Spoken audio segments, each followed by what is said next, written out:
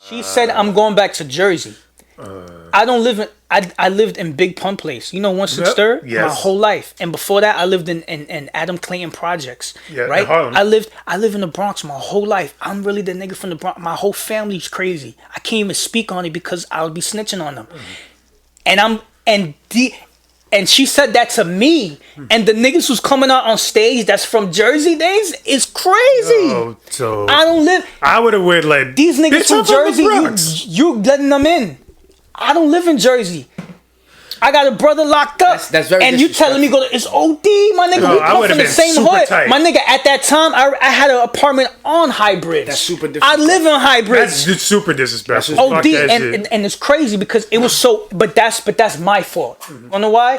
Because I should have known. I should have known that.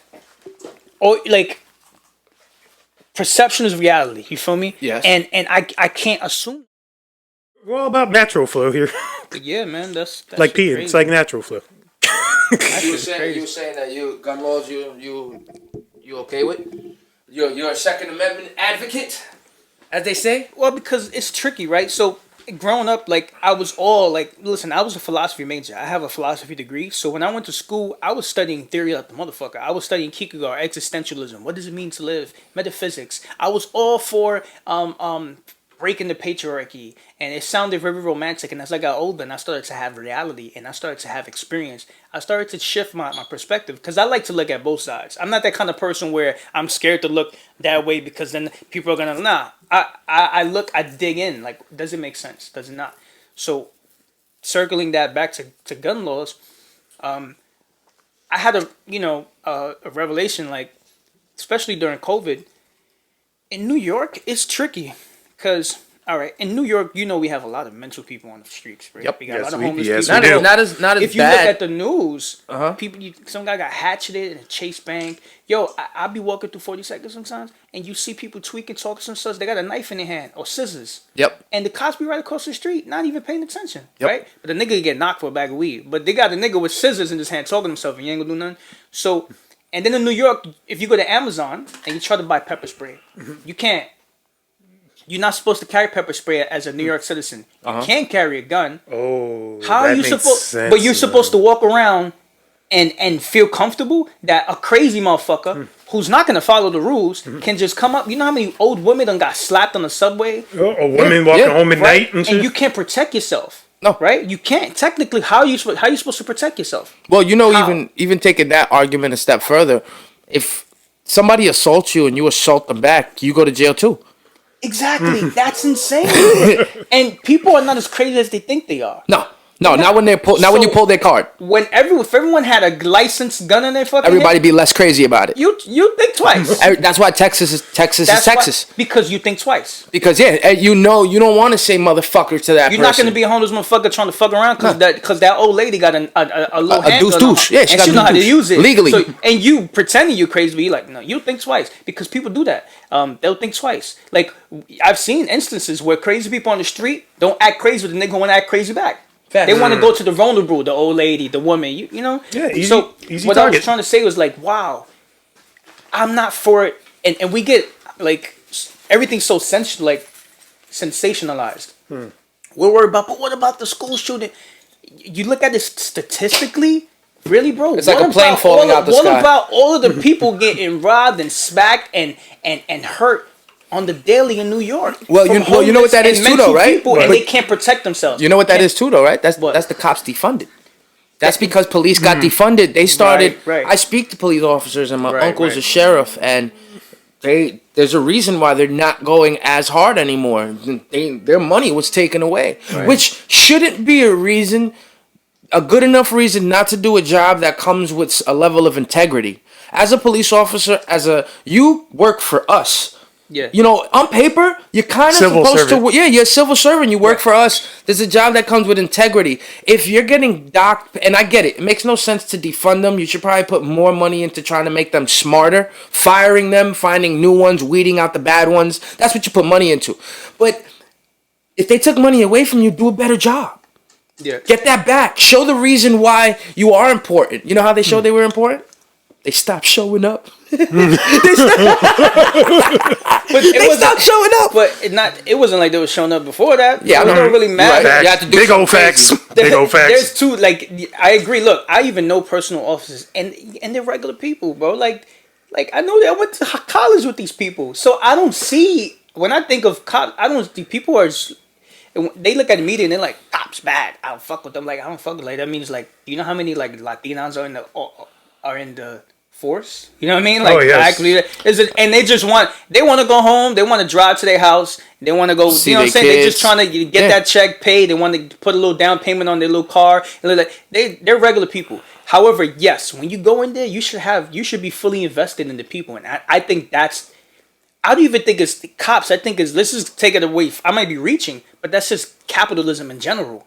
People are seeing law enforcement as a way of security. Yo, I get a pension, I get this. Not to say all people do that, but I feel like a lot of people, they don't have other options, but they see it as protection. Yo, I get protected. Oh yeah, I have great health insurance. And they were bullied all their life. I get health insurance. Yep. My family's good. Yep. I work. If I stay 5 years, I get this crazy salary. Who wouldn't? You know what I'm saying? Of course, you're gonna do what you want to. You're gonna have to do your job, but sometimes people don't want to really go the extra mile. So if you see a little homeless guy acting crazy across the street, yo, my shift about to be over. I don't deal with this. I make 80, 90K a year now. What I mean? Like, they probably just want to, yo, let me just. He ain't doing nothing. I want to get out of here.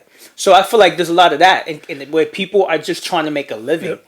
Just people are genuinely just trying to make a living. In that process, you lose connection with your, because a lot of people jobs they love, they doing it because so same thing in the law enforcement. Unfortunately, so until we fix that problem, how many really in law enforcement is like I do it since I was.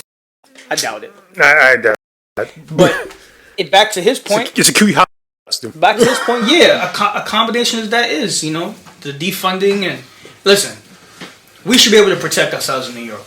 I was like, yo, this shit's crazy. When you try to buy crypto in New York, you download Binance. Oh, sorry, your state doesn't allow, so you can't buy crypto in New York. A friend of mine went through that where he couldn't take his money out because he was in. So he had an issue where I think he bought crypto somewhere along the road and all that, but when the phone read that he was in New York because of your privacy, your location. Yeah. They wouldn't let him take his money out of transfer, and they locked it up.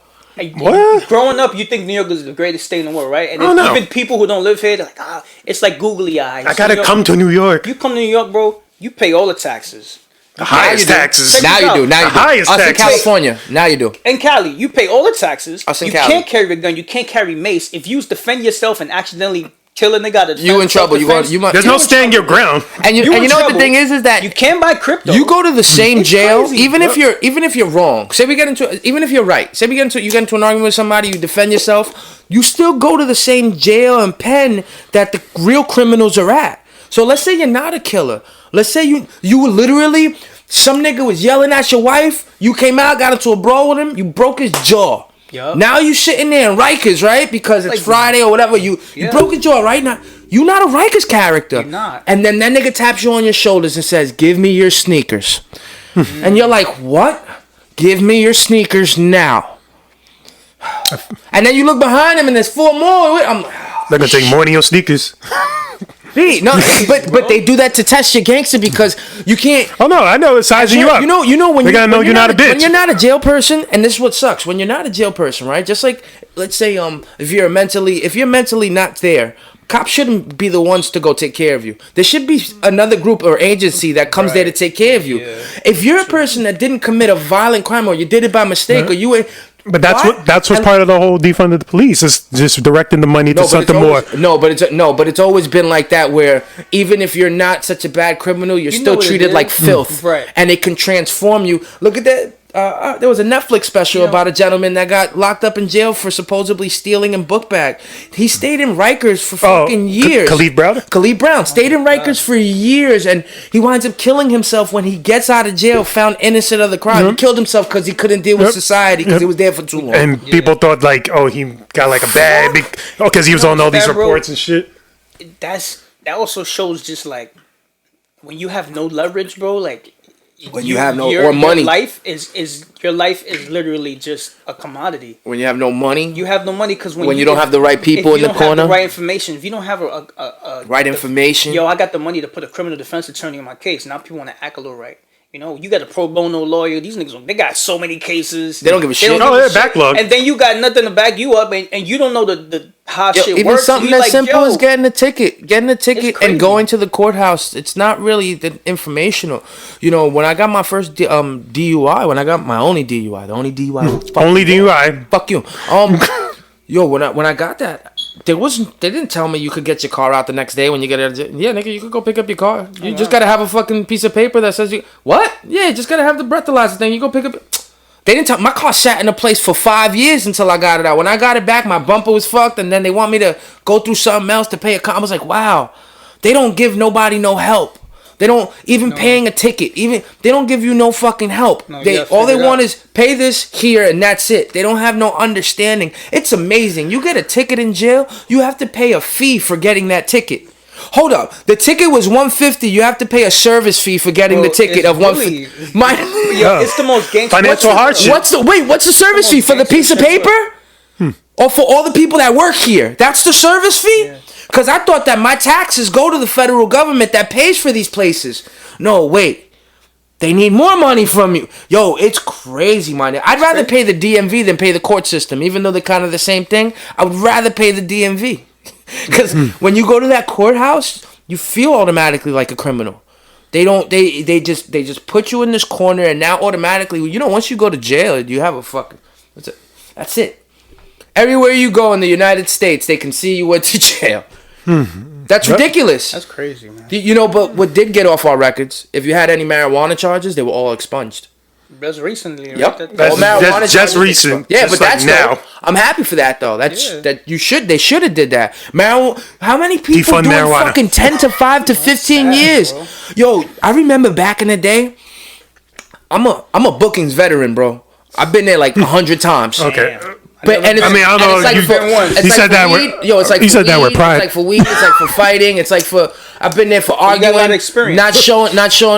Not keeping my mouth shut. Shit, just stupid. Yo, if you got arrested for weed like 3 times back in the day, they now you go to jail.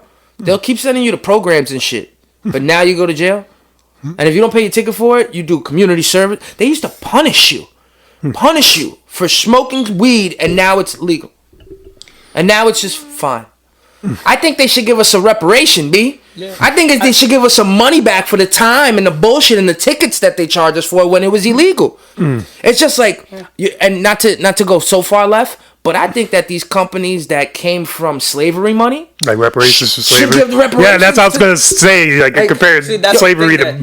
It sounds nice, but this shit would never happen. It's not gonna happen. I know. And we deal with the the defunding of the police, it's too broad. There's so many variables within that. Yes. I can't even say defund the police, right? Because it'll be like, well, let's look at so many factors, right? Like you just said, the court system, and you know what I'm saying, and what happens with the whole prison experience. Yeah. The minute you get into the bookings, and what kind of rights do you have, and how do you learn? You're like, and it's just so much. We can't just defund. No. You got to correct. So much. You got to correct. It's a bigger problem, and I think it just would never happen. Which is why I'm starting to deal with reality, right? So I don't like it. No, so I'm like, no, we go back.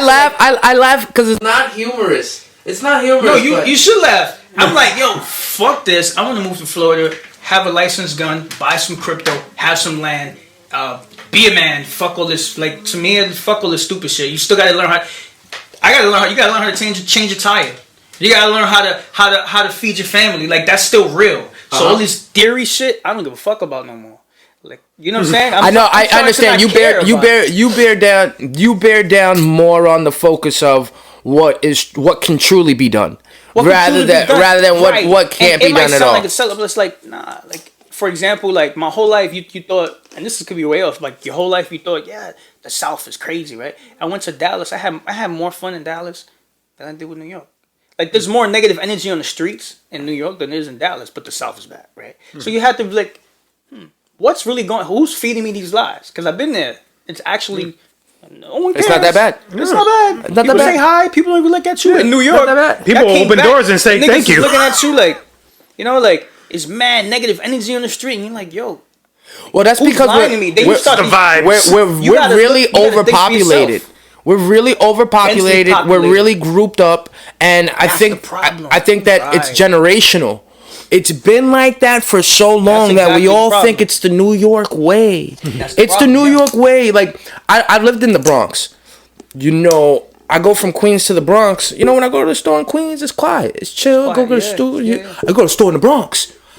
There's like 15 Goonies before I get inside the store. And then when I'm in the store, just relatively, I forgot what I wanted to buy because I don't know if I should be pulling my money out right now. Right. You know, this is how I You grew gotta be up on because point. In New York, you got to be on always point. Even And- when you don't want to, you have to keep your guards up. That creates anxiety. That creates stress. Yep. And I observed that. I'm like, oh, in the South, here's what happens. You drive everywhere you go.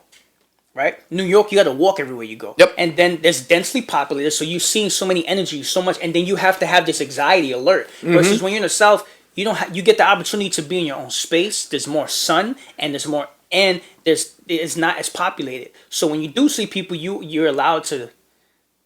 You can smile because Yes. you haven't seen people all fucking day, so you're like, that makes sense. And you won't get that. you actually feel happy about it. It's like if you was living with Like, oh, somebody and you snap, feel how you them all doing? day, you start getting agitated, but sometimes you need to love people from a distance.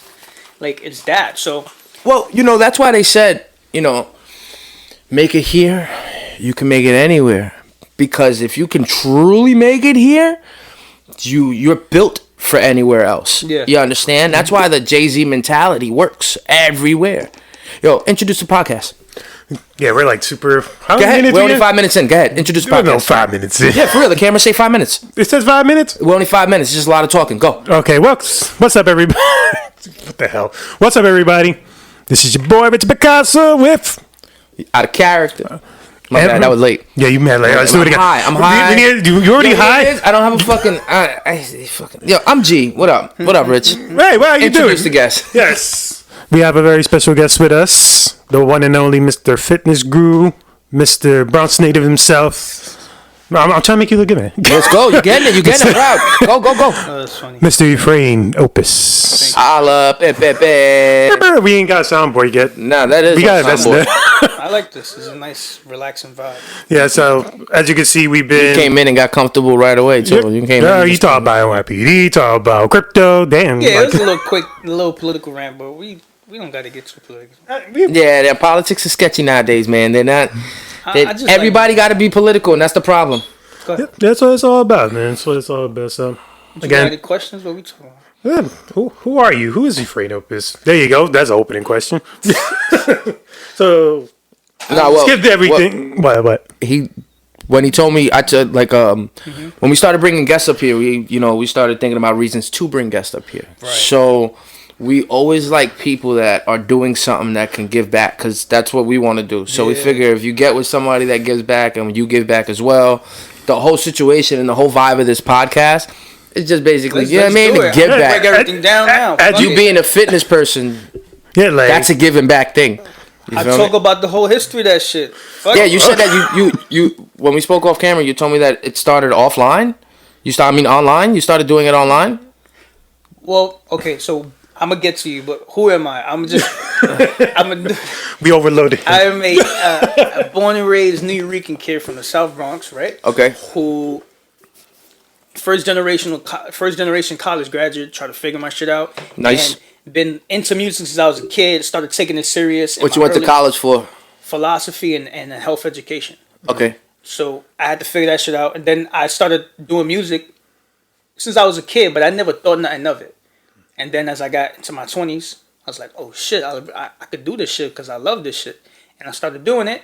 And in that process, I found fitness. And I became so good as a trainer because I started to go to marriage certifications that it became my business. And I did really well. And with the fitness money, I was able to contribute to my music shit. So now here I am. Full circle. Right. A New Yorican kid who does fitness and does music and does other shit. When you say New Yorican, does that mean you don't speak Spanish fluently?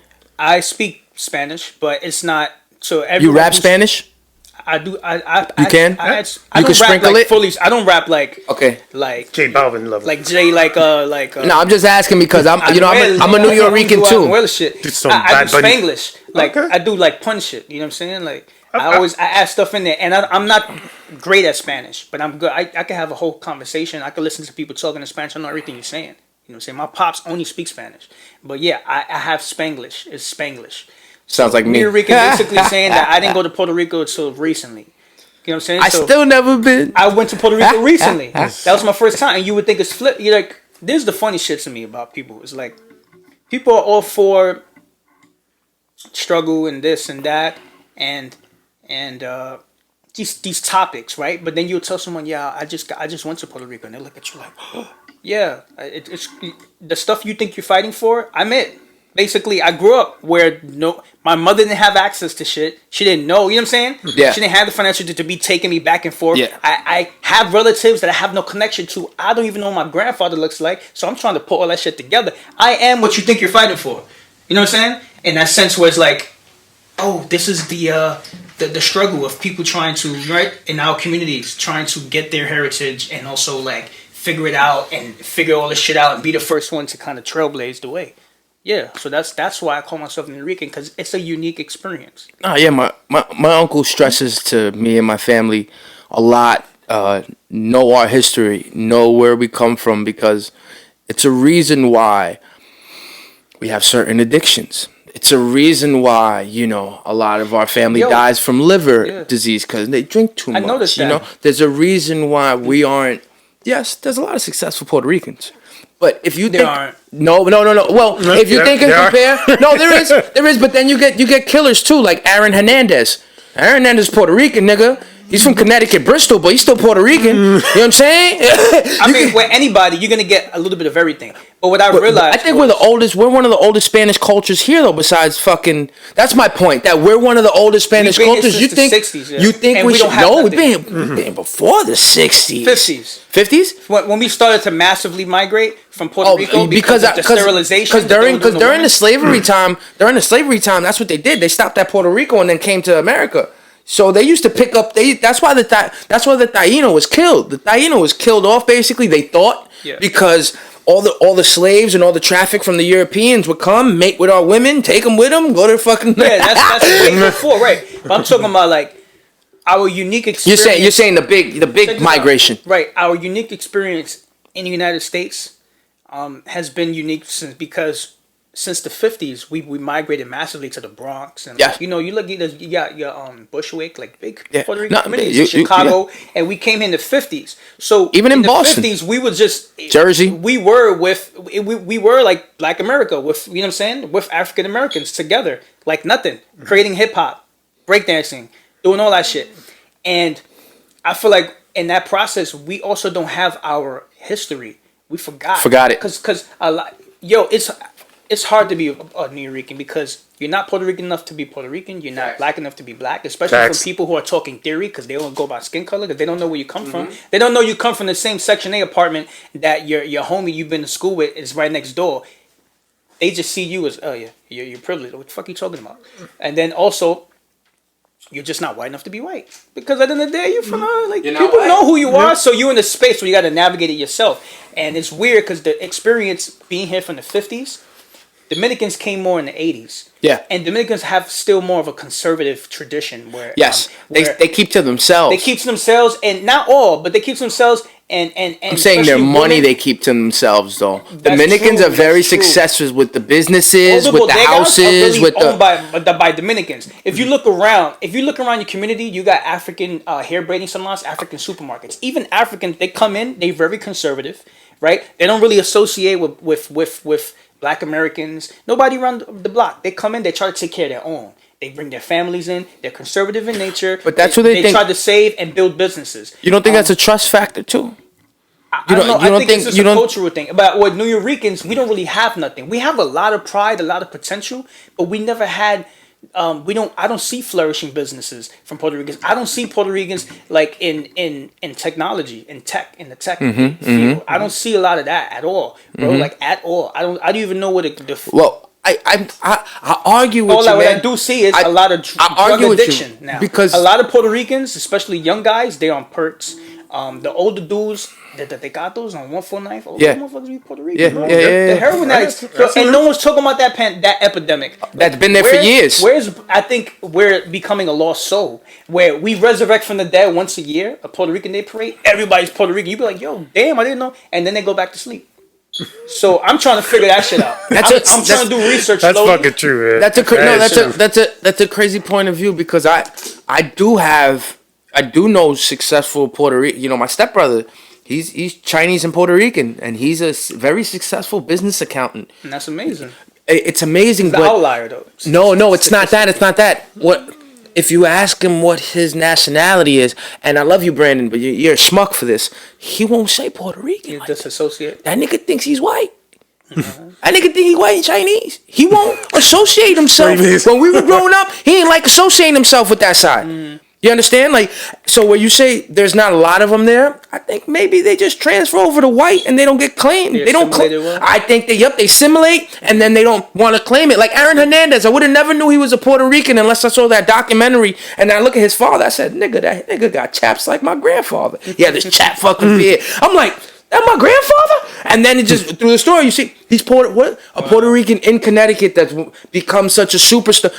You never get that. You think he's just a tall white dude. He never speaks Spanish. He never has an accent. He never had nothing comes up to say. He has a tattoos all over him. That's crazy. Not one of them is a Puerto Rican flag. And that's my point. I think where they become successful, maybe because they assimilate from just being just a New Yorican as we understand it. They become something. They don't even care. They don't care what they are. Or maybe they'll feel they'll be pushed off because they're Puerto Rican, because they live in the white man's world. That's fine. I think I'm more concerned with it as like, if we want to build something substantially, we're gonna have to claim it, but also like I look at what Chinese people do, what Jewish people do. Like even Chinese people, they're really good in the business world. They have a Chinatown. Right, Flushing too. Main Street, they're Flushing. Very conservative, like Chinese people.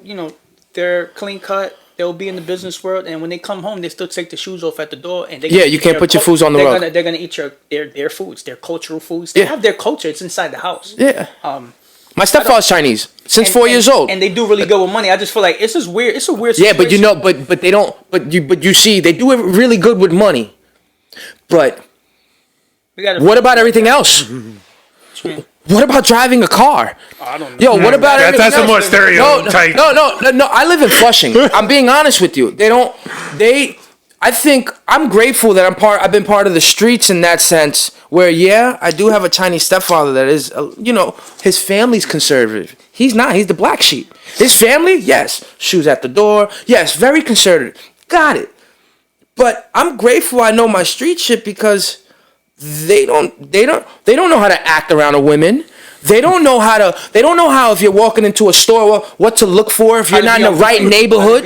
They don't have those social skills. But they lack it more. Like what I've seen in their community, because they're so sheltered, because they don't have to worry about it, because they just go to the store, but their grandma, their aunts will whip that ass. My man James used to get his ass whooped by his grandma for no reason, just because the bitch was mad, and to keep him on point. What are you doing? Yeah, like his hair would hang over his face. She'd whoop him. Go cut that. To keep him in place and straight. You can't be mad because the kid grows up to be a fucking tech guy and he works in a mechanics by his awesome. Can't be mad. The training was great. What your social skills though? I think social skills go far too. You can't just all be great on paper and have all this education and be this, that, and the third, and then you live in a dungeon. You can't go out because you're afraid of your own shadow because all you know how to do is read a book. That's good. Right. And I agree with that. And we do have something... Culturally, it's an impact. It could be dangerous for people. It's been dangerous for us. In a good way, where just our communities in general. Imagine how dangerous we can be in the business world when we have the street smart. Yes. If we was to be able to play that side, and I've been trying to do that. Add the education to it. Right. Wait. Who the fuck wouldn't want to? Who wouldn't want to hire you? Exactly. Because people are looking for that. Imagine you're a software engineer. You're from the Bronx. You come from a shitty neighborhood, but you're well spoken. You're smart.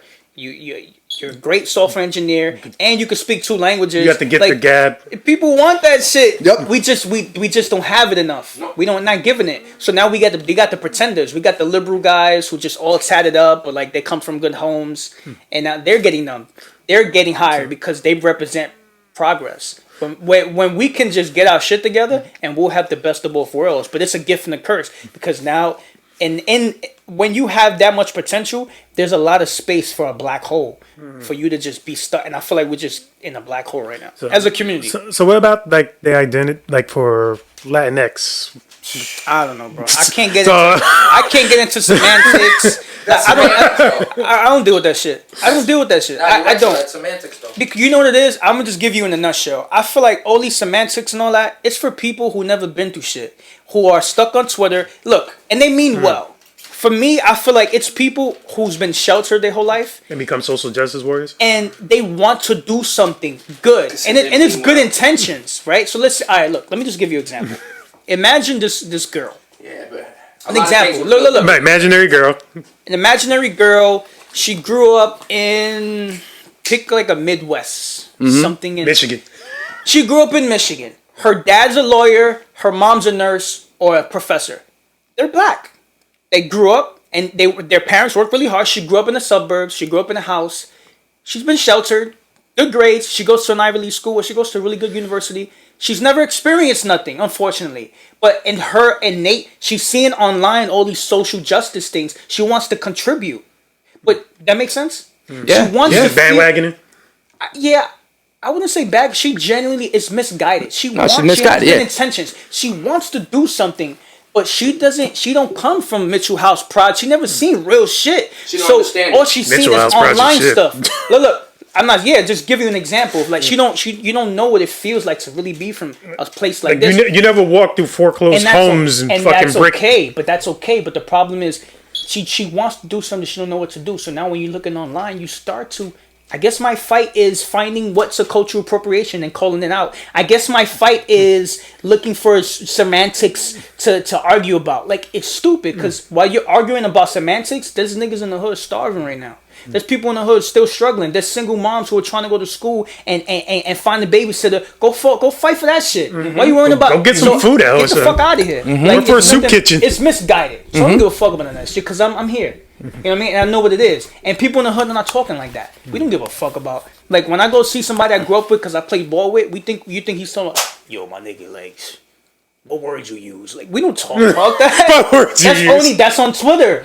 That's a very valid point. That's for people who are smart dumb.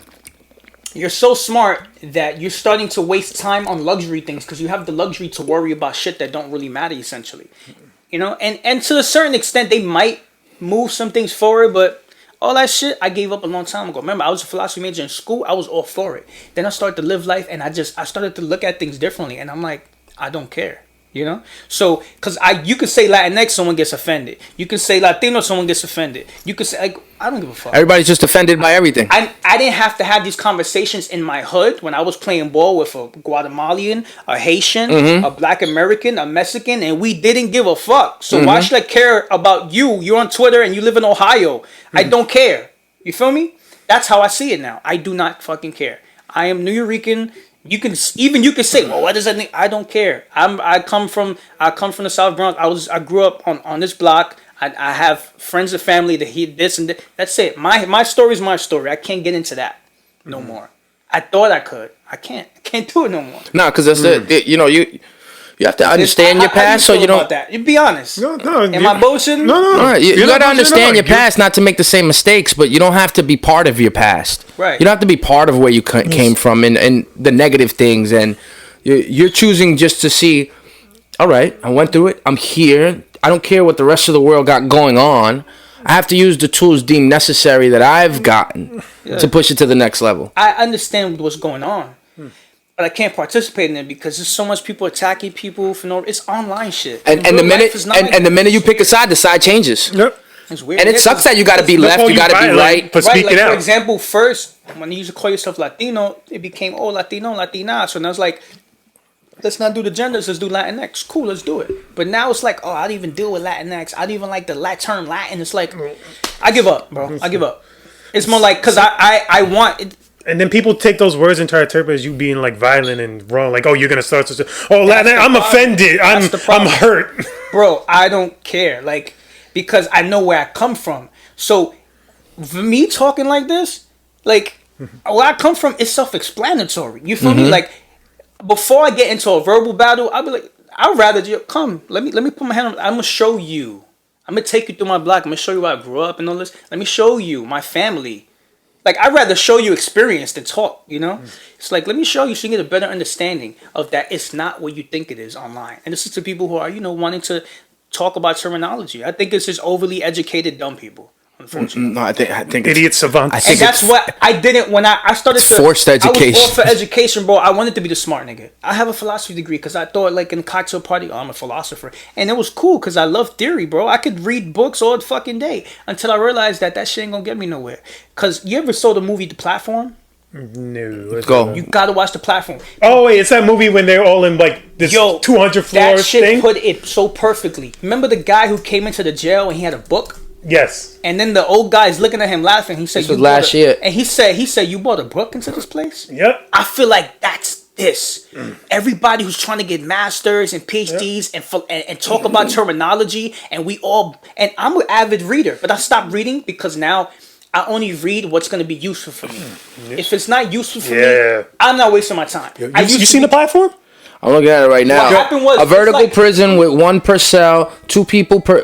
Two people on the floor. 1 per level, 2 people per cell, and only 1 food platform. Yep. It's like 2 minutes a day. It's like a whole giant platter of food, and it goes down 200 floors, and everybody's just grabbing to get the food. And the food is perfect at the top. Yep. And as you go down, it's almost... That's exactly... They're trying to mimic the trickle-down theory, right? And you trickle it down. And wait, so the food is perfect at the top? Yeah, it's a pleather, like a fucking... It's a feast. Smorgasbord. Yeah, right? feast. So this is a prison. There's 200 floors, and the food comes in brand new. There's wine, there's turkey. It's like a fucking feast. And anything. And it goes down, and the people at the top, they get to eat first. Yep. And it goes down, and you start to get scraps. And as it gets down, it gets ugly because there's nothing to eat. Yep. And niggas start killing each other. They start killing each other. And it's just showing you classes. It's showing you exactly what's happening. And then every 30 days, they switch you to a whole different floor. So you could be on 200 floor, and then the next day you could be on floor 1. First, or you could be on the first and be on the 200, and you don't know. And then what's crazy about this? Look, back to my book thing. That was so crazy to me because it told me what it symbolized was, a lot of people in our society, especially the Twitter warriors and people who want to talk about semantics. Twitter warriors. Yeah, look, talk about semantics and talk about theory and shit that's not really changing nothing. You're bringing a book to a knife fight. Like, it doesn't make sense. You need to be practical. Of course, be educated, but then too much of anything is bad. So it's like, oh shit, I can't bring a book to this. I can't read my way out, unfortunately. Because all right, let's say you, me, we all go on a road trip. This is basic. And I just bring a book. Okay. And now the car breaks down. I don't know shit about cars. We can't change a tire. We don't know what the fuck is going on. Shit about cars. We are helpless. I get you. But I'm smart. I could talk to you about terminologies. Yep. What the fuck? It's not gonna help I need to balance. I need to be practical and smart. And I'm starting to learn that because... Can I be devil's advocate to that, though? All right, boom. There's 3 people in a car. Even if somebody did know how to fix it, let's say for that moment, you just can't even... It needs to be fabricated. It's a fucking busted pipe. You couldn't fix it if you tried, right?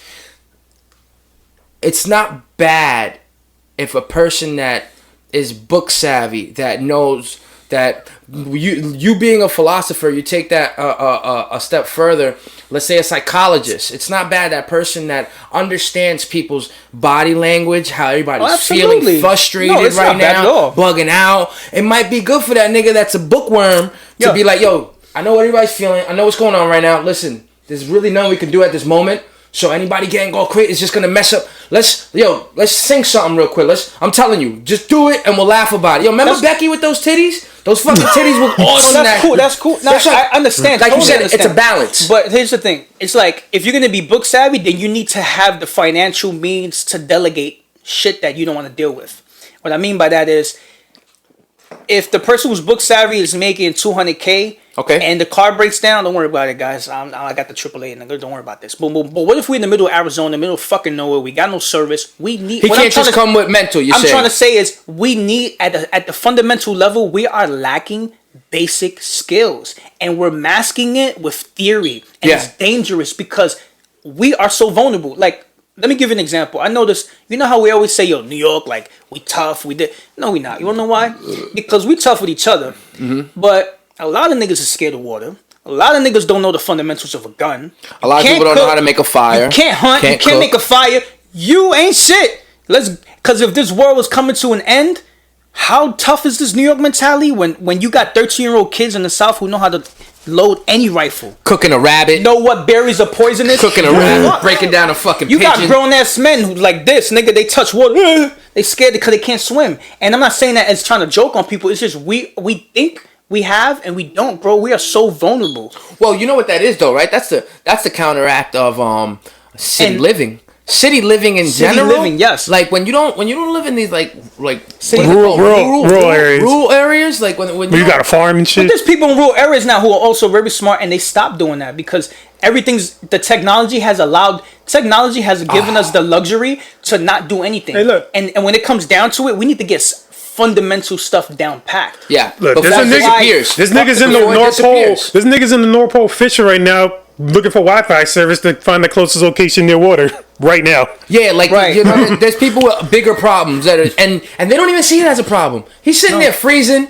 He got a little hole with his tank. Got his hole. Like, you know what? It'll come in like 4 hours. It'll come soon. When the earth rotates a little bit more, and I'll get my service. And that's the beautiful thing about technology, right? Look what I caught today. Are you a nature boy? I wouldn't necessarily I wouldn't necessarily call myself both cameras are on y'all now. A nature boy. Good. Oh, ow. Just leave it off. But I understand.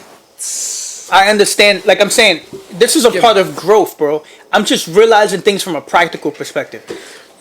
I love nature. I'm not a nature boy in the sense where I'm extremely skilled. I know that I'm a piece of shit. Well, you're not. No, stop that. I'm a piece of shit when it comes to these skills that I know. But me acknowledging it. Are you scared of them though? No. You scared of touching a fish, grabbing a worm, putting it on a hook? Absolutely not. You scared of cutting an animal, breaking an animal's neck? Now, you wanna know why? Because I realized that if that shit makes me scared, then I have no leverage in life. And right? And also what motivates me is like, yo, you got to be a provider for a woman eventually. What if that's your orientation, right? Yes. If your partner, and even any partner, you got to be a provider. Somebody has to be. Got to bring something. Somebody got to be a provider, right? And I realized like, yo, you with your girl. You talking about theory, all this. She loves you. You're smart, but like you can't cook. Oh my God, he's so smart when he talks. You're so smart, and I've been. You can't. Let's say you can't. Oh my God, he got big muscles. Look, but you don't cook. You can't use a drill, so you have to basically hire anybody to put up anything in the house. You can't fix nothing. You can't change the tire. You can't do I keep using tire because that's just an example. You got a problem with tires. But no, it's not tires. You aren't self-sufficient in any means necessary. It's just basically like. We drive cars all the time, so you all got to think about that. Because you can't call AAA all the time. You really can't. What if your fucking phone dead? No, I always fix my car. So what I'm giving you an example is that eventually that girl's gonna low key get tired of you, or you gotta show up. You gotta step up. Well, as a man. or you're gonna be broke because everything that has to get fixed and you pay for. Right. But that's what I'm saying. Back to if you're gonna be a bookworm, you have to be a high earner. I agree with you. I agree. So if you make it $200K, like don't worry about that, babe. I got the maid coming living in New York. I got that. Amazing. You got to be able to pay. If you can't, then learn some basic skills. That's it. Because at the end of the day, people like theory, but when you come down to it, it's always going to come down to practicality. But those skills, the skill training thought, completely. I think about those things when you think about, are you scared to touch? No, because if I catch myself being scared, I'm like, okay, why am I scared? How is this scare gonna benefit me and my tribe? It's not. So let me get over this shit right now. You feel me? Tribe, man. No, because he's thinking about his family. When you have a wife, when you have kids, if that's what you want, that's my tribe. I can't be a pussy. The fuck? No matter what it is, you got to take care of it. If slice this shit open, like you got to think, you got to put yourself in that perspective. Slice it open. Other people do it. There's 10-year-olds in different countries that do it. the fact that we don't get the skill training no more, like, and I don't mean the city. I mean no, that's BS though, because that's the internet. That's the internet not being used for the right thing. Because I'm from the city, I'm from Queens, I'm from Bronx, I'm from Brooklyn. It was always a lot of people. You can't walk down the street and find a chicken and kill it. You go to the poultry spot and you see how it gets done, right? For sure. But my parents, my stepfather, my father, like, they made a decision that what their father gave them, where they didn't have the technology and they had to learn that. They decided, yo, Gil, come over here. You gotta learn this. You gonna learn this. Lost that, for sure. I learned how to cook young. I learned how to fix my vehicle. You know what I mean? I learned how to do all these things because I was taught. Absolutely. They decided there was not no way that they were just gonna. My parents aren't the richest. We don't come from millionaires. We just probably all learned what credit score was 10 years ago, if I'm being honest. The best they can give me was to make sure with these two things, I could survive anywhere. And you know what's crazy? But that's we lost that gift because there's been like a stigma around now using hands, because it's a low class job. So but low class job, when shit hits the fan, brother, nigga, blue collar, you got to go to these people. What are you talking about? Low class but job? yeah, so it's not. So it's back to just circling back. Everything I thought or we thought was important, it starts to become less important. And I love being proven wrong. I don't like being right. So prove me wrong, because it's gonna build me up to like, oh shit, yes, I don't know it all. I don't got the right answers. Let me dig deeper. So. Right now, that's it right there. Oh shit, I stopped reading because too much theory.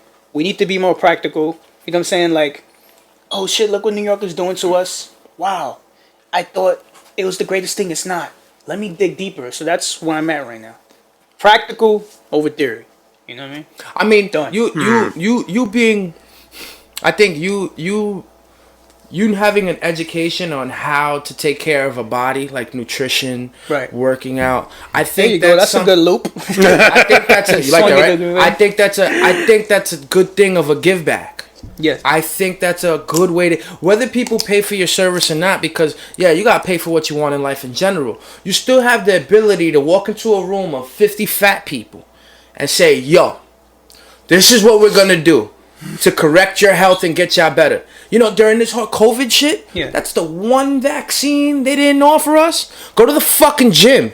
Go to the fucking gym and work out and get healthy. You know what they did? They said, yo, we give you free hamburger if you get a vaccine. Yeah. The fuck? and you know what sucks is that at first I was angry about that, and then I started thinking, I'm like, maybe they just know how dumb we are. No, in a bad way. Back to the basics. It's more like you can't just tell people go to the gym. They're not. People are genuinely lazy, or not even lazy. People have complicated lives, and that's not what they want to hear sometimes. Or they're not ready to change. In psychology, there's different there's stages of readiness. Maybe they'll try to keep. Let's say they did pump out all this campaigns, and I guarantee you, statistically, maybe a little bit would have started working out, because people are already stuck in their ways and they just know us psychologically. So they say, fuck it, let's just give them something, because we know how lazy they are. They're not going to listen to us. We're going to spend our money. Let's just give them this. You know what I mean? And I feel like that's what people wanted. The very few who want to work out, they're going to work out anyways. You feel me? I mean, but I do agree with you. If we had that, it would be amazing. But this society is not about that. You feel me? Like, I went to school thinking I was going to change a lot of things. I thought in my head I was going to be like at a round table implementing programs in the Bronx, like for healthy stuff. And then I got there, had an internship, and I just started realizing, like, this is not the way, right? I saw a bunch of people around me with wrinkled, dressed up wrinkled button downs. Yeah, I know those motherfuckers too. Wrinkled button downs, like out of shape. You could probably eating a croissant, a honey bun with a coffee, talking about the new initiative of shopping healthy and how we're gonna change bodegas. I'm like, this shit ain't right. This is all a game. This is a game. It's fluff. It's just I don't want to spend 3 years thinking I'm making a change. I'm not. He's like, this can't be real. And I was already at that time a trainer, because I was personal training. I started personal training in like 2013. Okay. All right, so about 7 years. Yeah, a guy. I was working at the YMCA one time, and this guy said, "Yo, you want to get certified? Because you work out a lot." I was already fit as hell. I was into healthy eating, and I was like, "Sure." And then the lady who did the lectures blew my mind with what she knew about the body. I fell in love with it, and I did so well on the exam that she was like, "You're gonna be a great personal trainer." And I was like, "Maybe I am." Yeah, all right. I had no intentions of personal training, so now I started getting these personal training jobs, and I just started like. I'm a person that I want to be compensated on what I do. So if I'm a trainer, you paying me for something, I want to be good. Like I don't want to. I want to pay you for your work. I started doing a lot of studying at home, and then I got into a new gym, and at that gym they opened my eyes into the industry. The industry understanding like you got to go to seminars. You want to get paid more, you got to get some certifications. You know what I mean? You got to know how to sell. Here's how you sell. Here's the psychology of people. Oh shit! And I used it. And I'm starting to make a lot of money. People are just, yo, this is $2,000. Okay. Oh shit! Like I didn't know I could have. So you start building this confidence, and I just started building that, and I started becoming a very successful personal trainer. And before I knew it, I branched out and I started doing my thing, and I was making enough money. I could live in the city. Like I was making, and at that point, I took a semester off, but I was a semester left from graduating my bachelor's, and I remember I was sitting at graduation, and I was like, I'm probably making more money than all these niggas here. And even the people with the masters, and I'm like, yo, and I realized, this shit is a game. Like I'm a fucking personal trainer, and I just put in mad work, and I know I'm making more money than everybody here, probably like 80%, and I just didn't care about school anymore. So when I started living in the city, I had high-end clientele, because when I first started, I was in the Bronx, taking care of people in the community. But then I wanted to, have higher-end clientele, I want higher-paying clients, and I started having that. I started lawyers, doctors, all these people, and I still wanted. I was like, yo, eventually I got to go back to the Bronx and help people. So what I did was, when I moved back to the Bronx, I started a studio in my apartment. It's called EF Studios. I had a studio in my apartment. Yeah, I remember seeing it. And it did really fucking well, bro. In 3-4 months, I made like 30 grand, bro. Like 20 training to 30, people. Yeah, in my apartment, 20 to 30 grand. And this equipment was like some high end, so you think you were fucking like. And check this out. Like Equinox and shit. Because I had so many good. I went to so many certifications. I went to so many seminars, and I had so many good mentors around me that I understood how to create a community. You put in work. So what I did was I matted the floors. I created a good system. I did my own website. I priced everything, understood the pricing. I created a structure, so you know what? There's going to be classes. Semi-private classes. I'm going to help the community by giving them affordable training. There'll be group with like 3 people. This is before COVID. 3 to 4 people. They're all paying I wanted a subscription service. So let's say you get 4 sessions a month. You paying $125 subscription, 3-month minimum. So I'm using Square. I'm using Square is good. Stripe. To create subscriptions, and Squarespace. How to upgrade. So if you click on it, you're already locked in. You have a contract. I have assessment forms. I have liability forms. I have insurance. I did all that shit, and it was doing really well because people fucked with me already. As music. The minute I say I have a studio, I have so much leverage points. Yeah. I could bring this person from this I could bring this person from I bring Amari's Everybody wanted to support, and it did really well. So the community supported it really well. What I noticed is that people have difficult lives in the Bronx. So they might start, and I got to pick up my son, and and then they start falling off, or you know what I'm saying, or shit like that. So in that process, I was like, maybe I could do something bigger. So I was doing my master's. I didn't finish the master's, but I was doing my master's for health education and promotion. And what I was starting to do, I was trying to build like a health fair. So I started talking to this eye doctor that worked for like Metro Plus or something. And we was going to do a big, when Empanology had the big space. Yeah. I was going to do a big health fair. Like, remember those old school health fairs where they have different tables and people get little trinkets and they get their eye checked and you could get an STD check. Yeah. I was going to do all that. But and somewhere in the middle, I kind of just like lost interest in it because the program that I was doing, bro, it was so stupid. Like, this is why I started hating theory, because I'm writing papers about fucking 1998 and what happened. Like, it's not 98, bro. Why am I writing an 11-page paper about it's stupid, bro? Yeah. Like, so I dropped it because I'm like, yo, I'm doing real work in the community. Why do I need this master's? So I left it alone, and I was starting that, but then I put it on hold, because I started getting interested in technology. I was like, you know what? I feel like I could probably do something bigger, put it on hold. Then COVID happened, and then that's it. I transitioned to remote. So now I just train people online, and then I'm trying to get in the tech industry because I feel like I could probably have a bigger impact. As far as what? Health. If you don't want to get too hard. No, what? as far as what? Good question. Yeah, like so right now, how can you add to like the right now, I'm world? enrolled in this product design course. Uh-huh. It's called Flatiron. You never heard of Flatiron School? No. So Flatiron School is a really good school that basically they offer software engineer boot camps, data science boot camps, and they also have product design. Product design is UX, UI, user interface and user experience.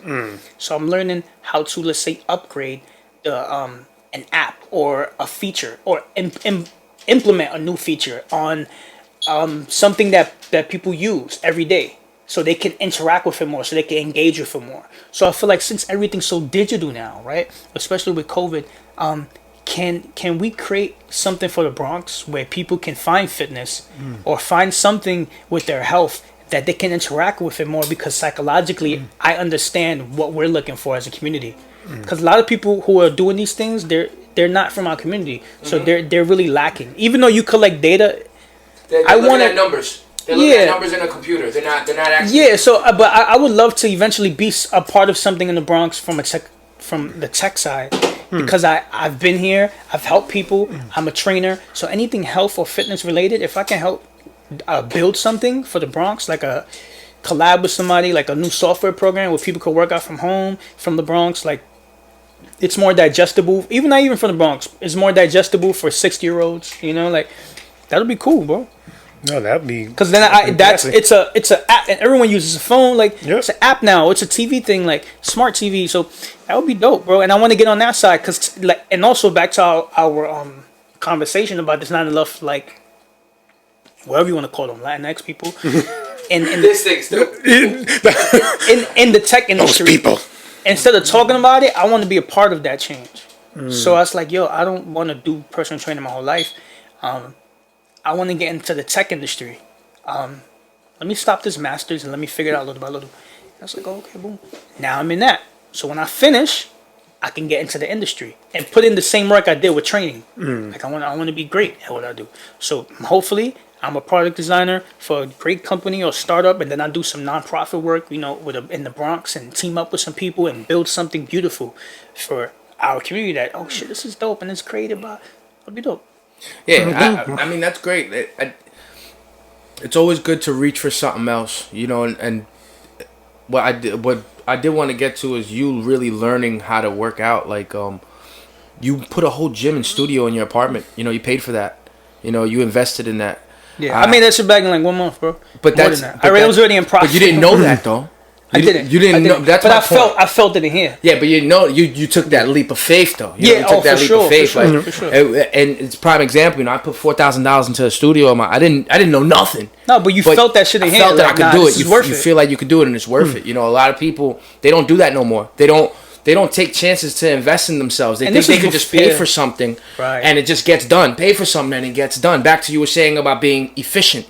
You know, being able to be a provider. People lack that nowadays. Being your own boss. They'd rather be sheep. They'd rather work for the target for $15 an hour. And that's because they don't know any better. That's all. Like they don't have the, either some people don't have the courage, or some people just don't have the vision because no one instilled that vision. Like I feel like for me, I got lucky because I grew up in an era where there wasn't a lot of technology. Like my first cell phone was at 16. Mm-hmm. For real. And I didn't even know what the fuck a Psychic was till my cousin put me on. I wasn't in, but I had a shitty desktop that I was able to think big on. What I mean by that, bro, like I used to daydream about like living in Minnesota. Why? Because I was playing NBA Live all the time, creating players, and I'd be like, what if like Minnesota mansion? I would go on Google Minnesota mansions, and I would think big like that. People don't have that perspective. I would see myself.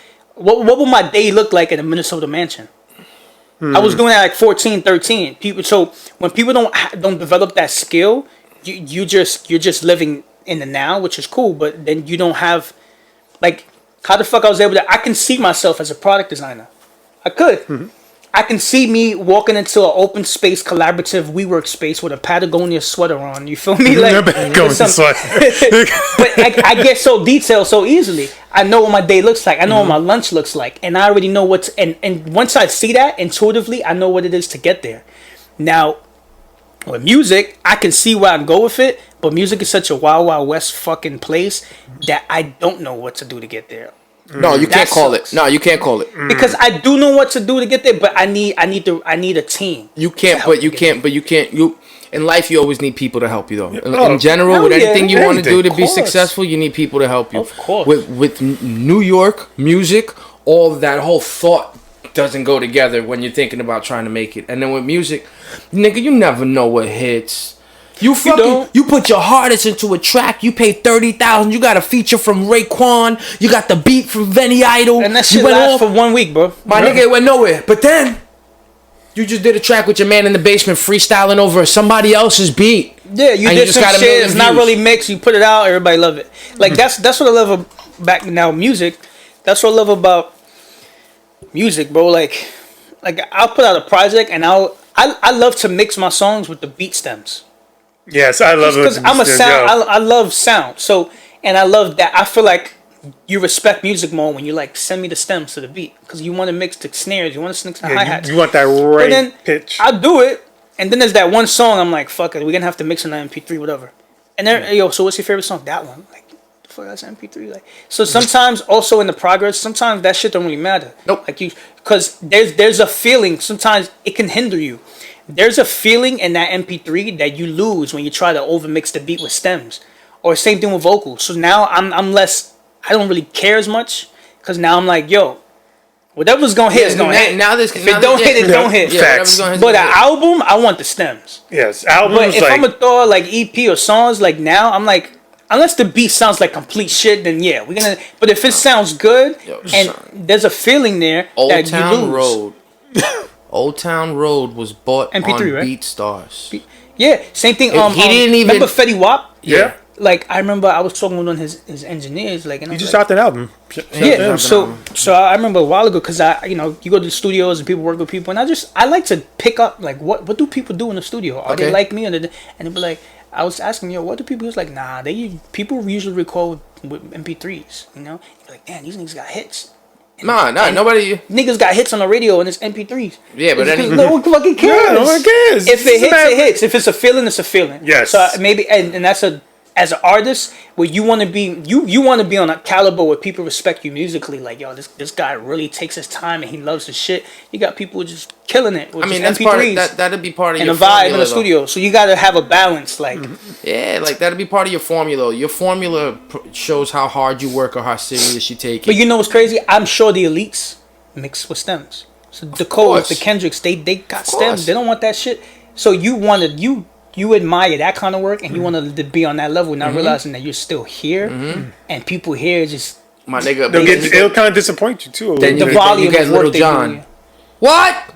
Okay. Millions of dollars. Yeah. No, I'm not saying whack. He didn't have to rap. But you know what's crazy about that is that's not even Lil Jon's personality. Nope. That's not. He's a well-educated guy. Yeah. Like a clean name. 2 Chainz got 4.0 GPA. It's crazy. This is all persona, and they know that. Right? And they just know how to market themselves. But see, that's what music is, though. You can't sit there and be Mr. Nice Guy. Oh, he's so great and nice. That's my biggest flaw. I feel like that's my biggest flaw. I always thought that people. I always assumed people would just know. Like with me, like growing up, I saw like niggas in jail, like in my family, and or with tats and all this shit, and I'm like, nah, I can't do that, bro. I gotta do something better. Yo, oh shit, like they stereotype us for all these tats. Let me not get tatted. You know what? You know what's gangster? Let me be the smart nigga from the hood who gets his family out the hood. Let me keep it clean. That let me know like how to let me have curls. I'm gonna get out of here. Yo, while my family's drinking and we all fucked up, I'm gonna be the nigga to learn about healthy living.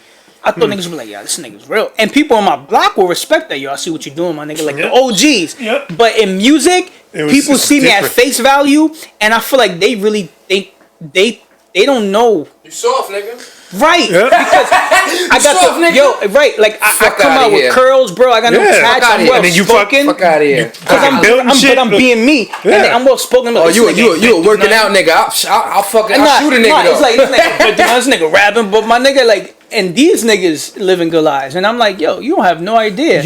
And it's crazy. What I'm starting to realize is that I can't give people the benefit of the doubt. Like perception is really reality for people. So yes. Maybe if I had some tats, maybe if I did show vaped in a fucking camera and whatnot, but that's not. I know that's not me. You. I don't want to do that.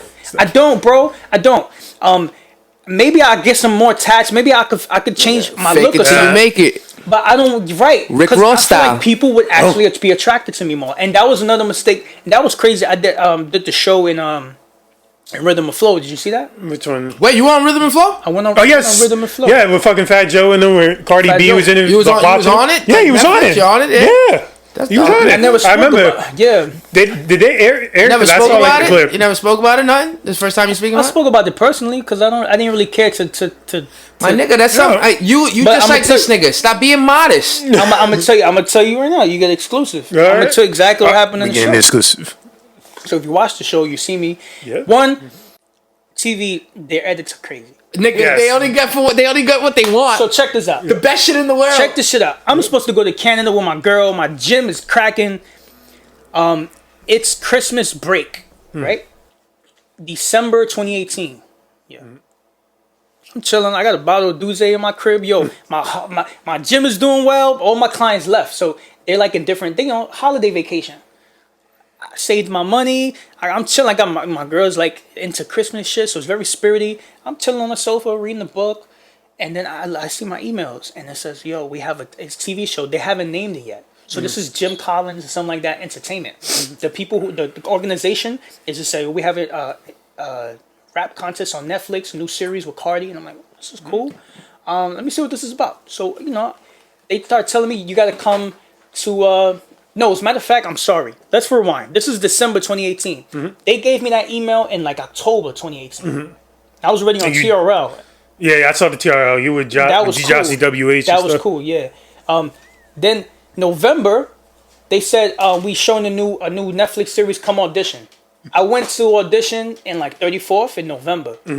I come in with some MP3, some show mixes, and I'm in a room full of a lot of people. Some other dude was on a show with Rick Ross before. He was talking like, cool, that's dope. I get in there, some white lady, a white guy, and they're super cool. I'm telling her my name, my story. I start rapping, and I start rapping "Some in the South Bronx." Boom. Then she tells me to give me something else. I start rapping some hood shit because I mix it up. All right, here's some hood shit. Of course. Cool. And then I start telling her. This is when she falls in love with me because I'm telling her my personal story. Yeah, I run the gym. I want people to know that I'm a hustler. You gonna fuck with me, know that I'm not just doing this, I really do other shit too. So it's like, oh shit, that's dope, I admire that. And then she gave me a call. She's like, if anyone decides to sign you, give me a call before you do. I'm like, okay, so she thinks high of me. Cool. I left. In December, they say you got accepted. Come show up. I'm like, yo, this is a great opportunity. From November to December, I remember the only thing on Instagram was Cardi. She put a video. One time. And she was like, yo, a lot of niggas know how to spit, but y'all really can't make records. So automatically, I'm already getting this idea like, yo, okay, this show is really looking for somebody that can make records, a real artist, a musician. They don't really want to. You a hype. Be like, you walked in the building hype. They're probably gonna be like, oh, well, that's boring. So I'm like, oh, they want a musician, cool. That's all it was. So then I go to this. I start talking to the production. Was it mad people? A line of people? Check me out. December, I canceled my Canada trip because I'm like, fuck it. I'm going to take the risk, right? This might be an opportunity for me. Did Shorty go to Canada? We didn't go. Nah, fuck that. I'd rather she go. She didn't go without you? No. I should have went to Canada, for sure. Because that was stupid of me. But anyways, the show. So I go there, and they send me a link. So you got to pick a beat. It was like 20 beats. Fucking horrible. Like, as they usually are. I'm gonna tell you what the beat sounded like. This beat sounded like some white kid named Dave from Ohio, just 17 years old, just started making beats, and he thinks he's cool. He's like, yo, listen to my beat. It's like I wasn't inspired. You're not gonna tell me that you went on Hustle and Flow, a Netflix budgeted show with T.I. and Cardi B, and you're gonna tell me that the beats were boom, boom, boom, boom, boom. And they gave me instructions. So what I said, you know what? I want to be a person that I look at interviews, I look at this, and I notice that people want to work with people who are very professional. Yes. And in my fitness business, I'm very professional. Yes. So I said I'm gonna follow the rules. And they said pick a beat, and you're gonna use the same thing you rapped in the first audition. Okay. So, okay, I'm gonna use Just Cause Just Cause is not very rappy. It's from my album. I have my own beat. I'm gonna lay the first verse of Just Cause on one of these beats, but fuck, these beats suck. But I'm gonna follow the rules, right? So it was a song already written, but you're gonna put it. Damn. All right. Yeah, I could. They basically the rules that they sent my email was don't make nothing new. We have to use, and I don't know how TV works. Yeah. I'm like maybe they got chopped up shit before, and they gotta line my shit up. I don't want to fuck up and be like, what are you doing? We got this. No, I didn't care, but I thought they did. So I pick a beat. Fuck it, this is good enough. I send the video to them. Okay, this is cool. Then he said you got to pick an outfit. Send me the outfit. The production guy was talking to me. You got to give me 3 outfits, and I gave him. Fuck. So I gave him. I wore my hoodie. I had an EF Studio hoodie. I wanted to wear my hoodie, some regular jeans, and some boots. I gave him that. I gave him some regular shit. And he's like, no, you try to wear something you never wore before. I'm like, the fuck. So I'm listening. Try to wear something. You should have sent him a picture with you in a tutu. It sounds like they're trying to make you look like a clown. It sounds like a setup. Yes. It sounds fucking weird already. That's what's so. And I'm trying to be professional. I'm not gonna be like fuck that. So I go to my boy who's a stylist, and I'm like, yo. I always had this idea of like, you know what's gangster to me is like a nigga from the street, but like no tats, clean, smart, and can wear a turtleneck. I want to be like the New Yorican John Lennon. Like look very sophisticated, but you know what I'm saying? So I wore a turtleneck and I was like, cool, what we doing? And he hooked me up. Like, you gonna wear this vest? And I fucked with it. I wasn't looking stupid. I had the 2 gold chains and I had a turtleneck, right? This is way before Roddy Ricch put out his album with a turtleneck. Had the turtleneck. Everybody started wearing turtlenecks, little baby, everyone, and it's cool. But I wore a turtleneck on the show, and you know what I'm saying? Not to say that was the reason. Nah, fuck that, nigga. Hold that. Nigga. My man had the turtleneck first. Because I understood what I wanted to portray. Yeah, I get it. I have a bigger vision. So anyways, I send that, and then they say, that's good enough. That's good. Cool. So I got my outfit. I got a shitty beat that I'm just whatever. I guess. Yo, that's hilarious. And I'm rapping. How do you just give? I'm rapping a song I already put out that everybody loves. Because after in my album, I go super hard with the first song. So now I say, I'm gonna mix it up and just have a fun song. So it's a good verse because I'm saying shit, but it's very melodic. What's the hook? Just cause. I love just cause. But the beginning is very dope. So in my head, mind you, I'm thinking this is a Cardi B show. It's about finding a musician who can make bouncy music because that's what they're looking for. He wanted me to wear some shit. I'm like, I guess they don't want some regular nigga from. You wanted to come like you wanted me to dress like a clown. Nah, you wanted me to be like a artist. You don't want me to be a straight rapper. You don't want bars. That's why I was the impression. You don't want bars. You want like a little bit. Cool. So. All right, here's the time where you're gonna audition in front of Cardi's gonna be live TV. It's gonna be Cardi and 2 special guests. Cardi and 2. They never told me who the guests were. Never told me. So in my head, I'm thinking it's gonna be like Cardi and 2 of her friends. You know what I mean? Some guy who's like a stylist, and he don't know shit about music. But he gonna be like, yes, that was fire. Not for real. Like I thought it was gonna be like. I thought it was gonna be like 2 of her. No, homies. You thought it was just gonna be like her sister or some shit. Yeah, like her sister. They're there for a bag. And so they're not really judging rap. So who Guess what? It was Fat Joe and Jadakiss. And guess when they told us that? Never. Fat Joe and Jadakiss. Right. Never. If they would have told us that before, I would. I'm in front of Fat Joe. I'm gonna give him my hardest verse. You feel me? Because I know them. I know what they're looking for. They never told us any of that. I'm sitting. I get there 11 a.m. I don't get on stage till 7 p.m. They gotta sit in these fucking lobbies with all these fucking corny niggas to me because these niggas' names was corny. I hate these niggas doing ciphers. They fucking raps was trash. I was like, nigga, I got these niggas. These are so whack. So whack. Only like 2 niggas was like nice. And I was like, they're so fucking whack. You got like these fake Afrocentric girls who probably grew up in a nice home in Jersey, spitting weak bars. Like, yo, he's talking that shit. I'm listening there. I'm falling asleep. I'm like, yo, I'm arrogant right now because I know how nice I am. Bro, I know how nice I am. But I'm like, whatever. I'm sticking to the script. So I hear people talking. Yeah, you gotta pick the beat. What beat you pick? Yeah, I picked this beat. And then the other girl, nah, I wrote a new verse because and I was like, yo, she wrote a new verse. You're not supposed to do that. I could have did that. You feel me? I'm listening to these niggas. Like, whatever. I'm still better than these niggas. So I'm listening to these fucking whack ass girls rapping about stupid shit. Rapping about shit they never did. It's crazy, bro. In the back, I'm a school teacher, and on stage, I stab a bitch, and I'm like, this is so fake, my nigga. I'm really from the hood, and I don't speak like that. It's crazy. I can't wait to get on show. So I'm seeing these people, and we're in the lobby, and we talking, and we chopping up. It's 11 a.m. 7 hours. Did they give you food? No, they fed us. They treated us well. We went to this hotel lobby. We was chilling. They fed us. We go through a quick run through. So I go on stage, like sound check, boom boom. Then we downstairs. They were like, yo, Fat Joe and Jada. Like, Fat Joe and Jada. Like, the fuck? So they looking for rap? Like, this is crazy, but they set me up. So you didn't come with a rap song? You came with a feel good poppy song? Yeah. Because I thought I was gonna be next to Cardi and one of her PRs and Henny. Puerto Rican. Because check me out. Imagine if Drake, understand. Imagine if Drake went on stage, right? With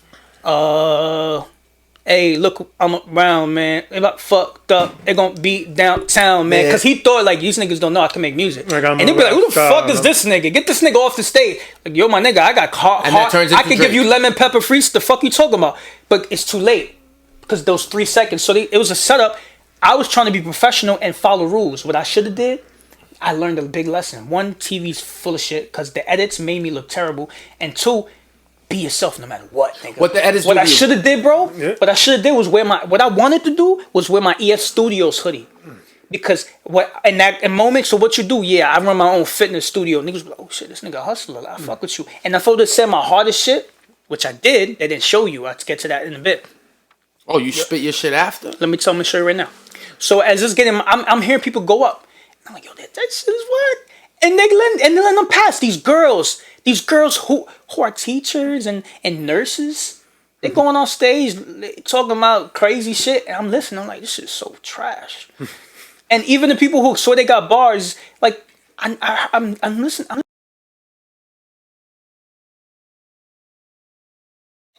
And they're not gangster. I'm like, I'm really it. I'm the real thing. I'm what you're looking for. So I get on stage and I'm like, I already see, I have an intro. It's cool. They get their eyes on me. The beat drop. I do my verse. And mind you, I wish I could change it. I didn't want to change it because I didn't know the severity of me changing it last minute. You know what I mean? So I stuck to the script. That's me being professional. All right. So I do my Just Cuz freestyle. After that, I get all these like, it's like, oh shit, like, yo, they got me fucked up. Mm-hmm. I fucked up because. What was their reaction?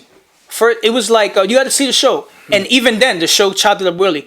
It was like, yo, I don't think the music's for you. Yeah, I heard. Fat Joe was like, I don't think the music. But they forced you to rhyme over their beat. They were going fucking hard for no fucking and I reason. Was like, it was like, yo, this can't be happening, my nigga, because they got me so wrong. Mm-hmm. I didn't want to be the, and even before I went on, some girls started complaining. Oh, the producers did this to me and this and that, and that's not my fault. So she said another verse, and then just like, yeah, you're gonna go through. They pull it through. So I'm like, yo. I'm the type of nigga that I'm gonna hold it down. Like I'm gonna take the L. I didn't want to put nobody on blast like some bitch shit. Mm-hmm. Oh, it's the producer's fault. I didn't want to be like that. Mm-hmm. So I'm like, all right, cool. But then I speak up. I'm like, nah. Nah. I thought I was coming here to because Cardi said she wanted hits. She don't want nobody that could spit.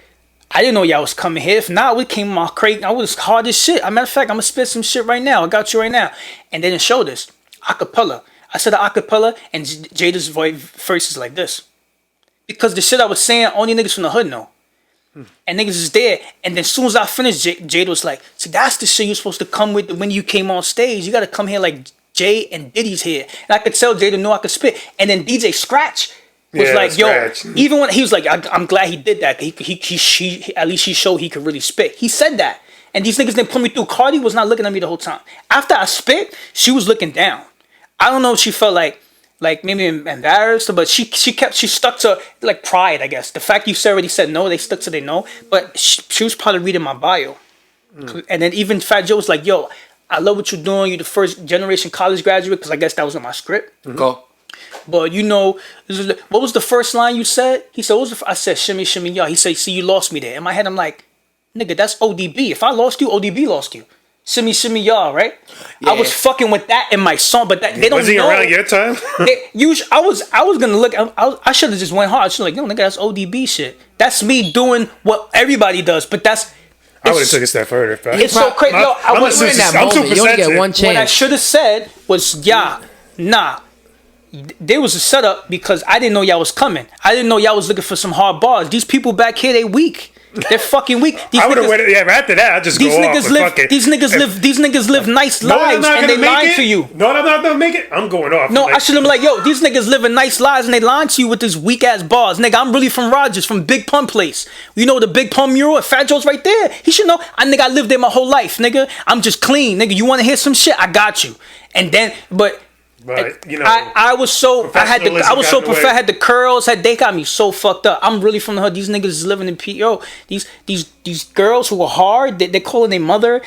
Their mother's like, oh my god, Becky, you're online. Oh my god, I'm gonna watch now. You call my mother. Call my mother. See what the difference? Hello. What? You want a show? What? Cool. Yeah, nigga, I forgot. You know the difference. My mom would be like, and it was so surreal to me. So the point and then the show aired. They made me like a chump because they didn't show the verse I said. The verse was crazy.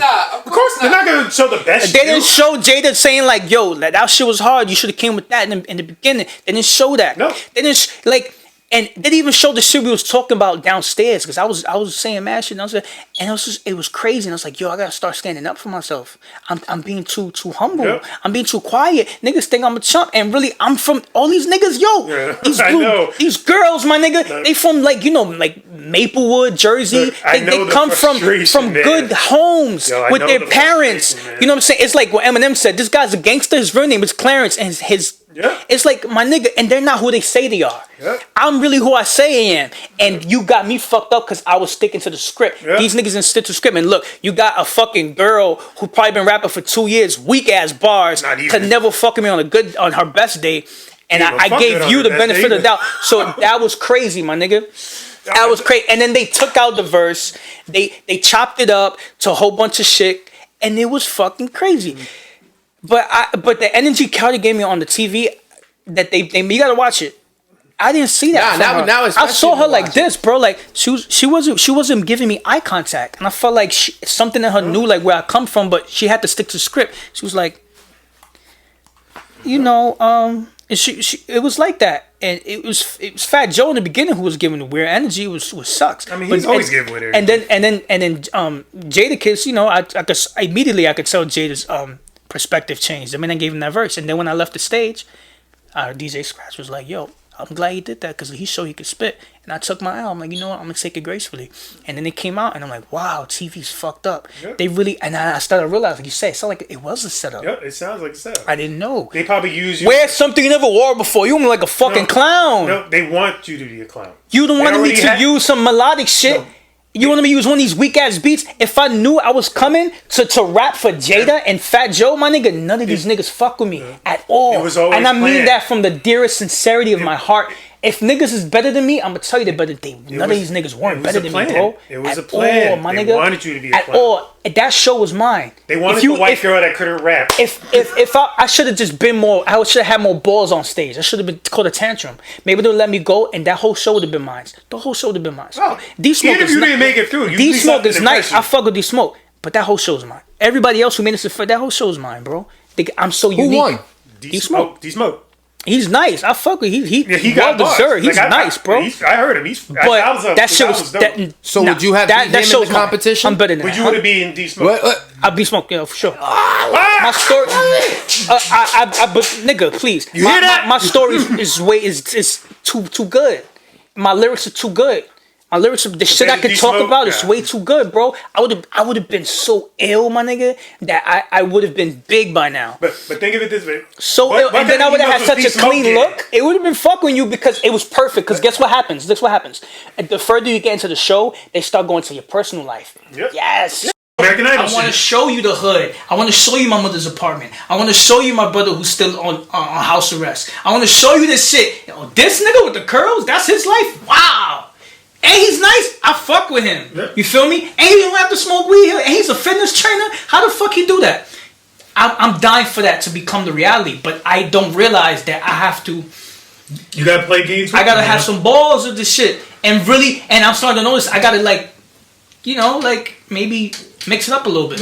Yeah. So that was the whole schmear with the whole rhythm and flow. Because I always wondered where. Bro, it wasn't like that. It wasn't. They set me up in a sense where they told me wear some shit, and I was trying to be professional. I stuck to the script. Even when I heard it, I was like, "Yo, this is not him. I Niggas never heard this shit before." Right. I didn't know Jada and Fat Joe was gonna be there. All these niggas in the back, bro. I'm screaming inside because I'm like, yo, the show is mine. I would be too. They're not me. They're not. Even these niggas' names is weird. Like, get the fuck out of here. Man, put my other song on so I'm like, I'm ready, bro. I'm like, yo, they're gonna be put my real shit on. I'm like, yo, I'm gonna hit them with some melodic shit. Cardi and her friends are gonna like it because I'm they're gonna think I'm cute. They're gonna think I'm this. Show my bro sister what I got. And then as the show goes on, my nigga, when it's time, it's over. I got these niggas. So you already thought. Already to the grand finale. So then, but perception is reality. Imagine, and I don't blame them. Imagine, look at the show. Imagine a nigga with curly hair, with a turtleneck on. He comes out and he's rapping his melodic shit on a fucking beat that I hate, by the way, because this piece is trash. I would never pick that. They always give you trash pieces. That's the setup. Like, who the fuck that is was this the nigga? setup right there. Who the fuck is this nigga? They don't know me. I don't blame them. It's perception. So I understand, and I'm glad I did that verse. You know what I'm saying? I'm glad that the verse that it didn't air, and I would say that verse moment for that you stood up, you was like, no, this is. If I don't say nothing, this is not going to sit right with me. And I'm glad I did that. And you know why I never spoke publicly about it? Because I felt there's going to be some type of backlash online. No. I felt. You ever had that thing where like you and me don't need to talk about it. Yeah. But if I could see it in your face that you know, I'm good enough. I felt at least I get that verse. I knew Jada knew. I knew Fat Joe knew, but he had to stick to his ego already. Yes. And I knew Cardi knew. So even though I didn't go, I felt that energy. Like I know I was special, and they knew they fucked up, but they didn't really give a fuck at that point. They moved on, and that's cool. But I felt like they knew already. As long as you know, I'm good. I can move on. But I didn't realize that it don't matter because the people, the public is the public. Niggas is fucking fools. Mm-hmm. So TV edit is crazy. Yeah. So that's all it was. I took the L gracefully. I was like, cool. This is nothing. And it came, I got when it finally came out, it was sucked because like, yo, what's that? Yo, what happened? Saying that you suck. What happened with this? I'm like, yo, this is crazy. Like, and I start seeing who went far, and I'm like, these niggas. I seen these niggas in the hotel lobby. They're not like they fucking garbage. They're whack, bro. They whack, and they come from good spaces. You respect it. Like you will see, like Fat Joe giving me these girls from, and you know what sucks so bad? Here's the part that sucks so bad is that Cardi got me so fucked up. At the end, she said, "I guess you're going back to Jersey." She said, "I'm going back to Jersey." I don't live in. I lived in Big Pun Place. You know, once it's stirred, my whole life. And before that, I lived in Adam Clayton Projects. Yeah, right. I live in the Bronx my whole life. I'm really the nigga from the Bronx. My whole family's crazy. I can't even speak on it because I would be snitching on them. And she said that to me. And the niggas who's coming out on stage that's from Jersey days is crazy. So I don't live. I would have weird like these niggas from Jersey. You letting them in. I don't live in Jersey.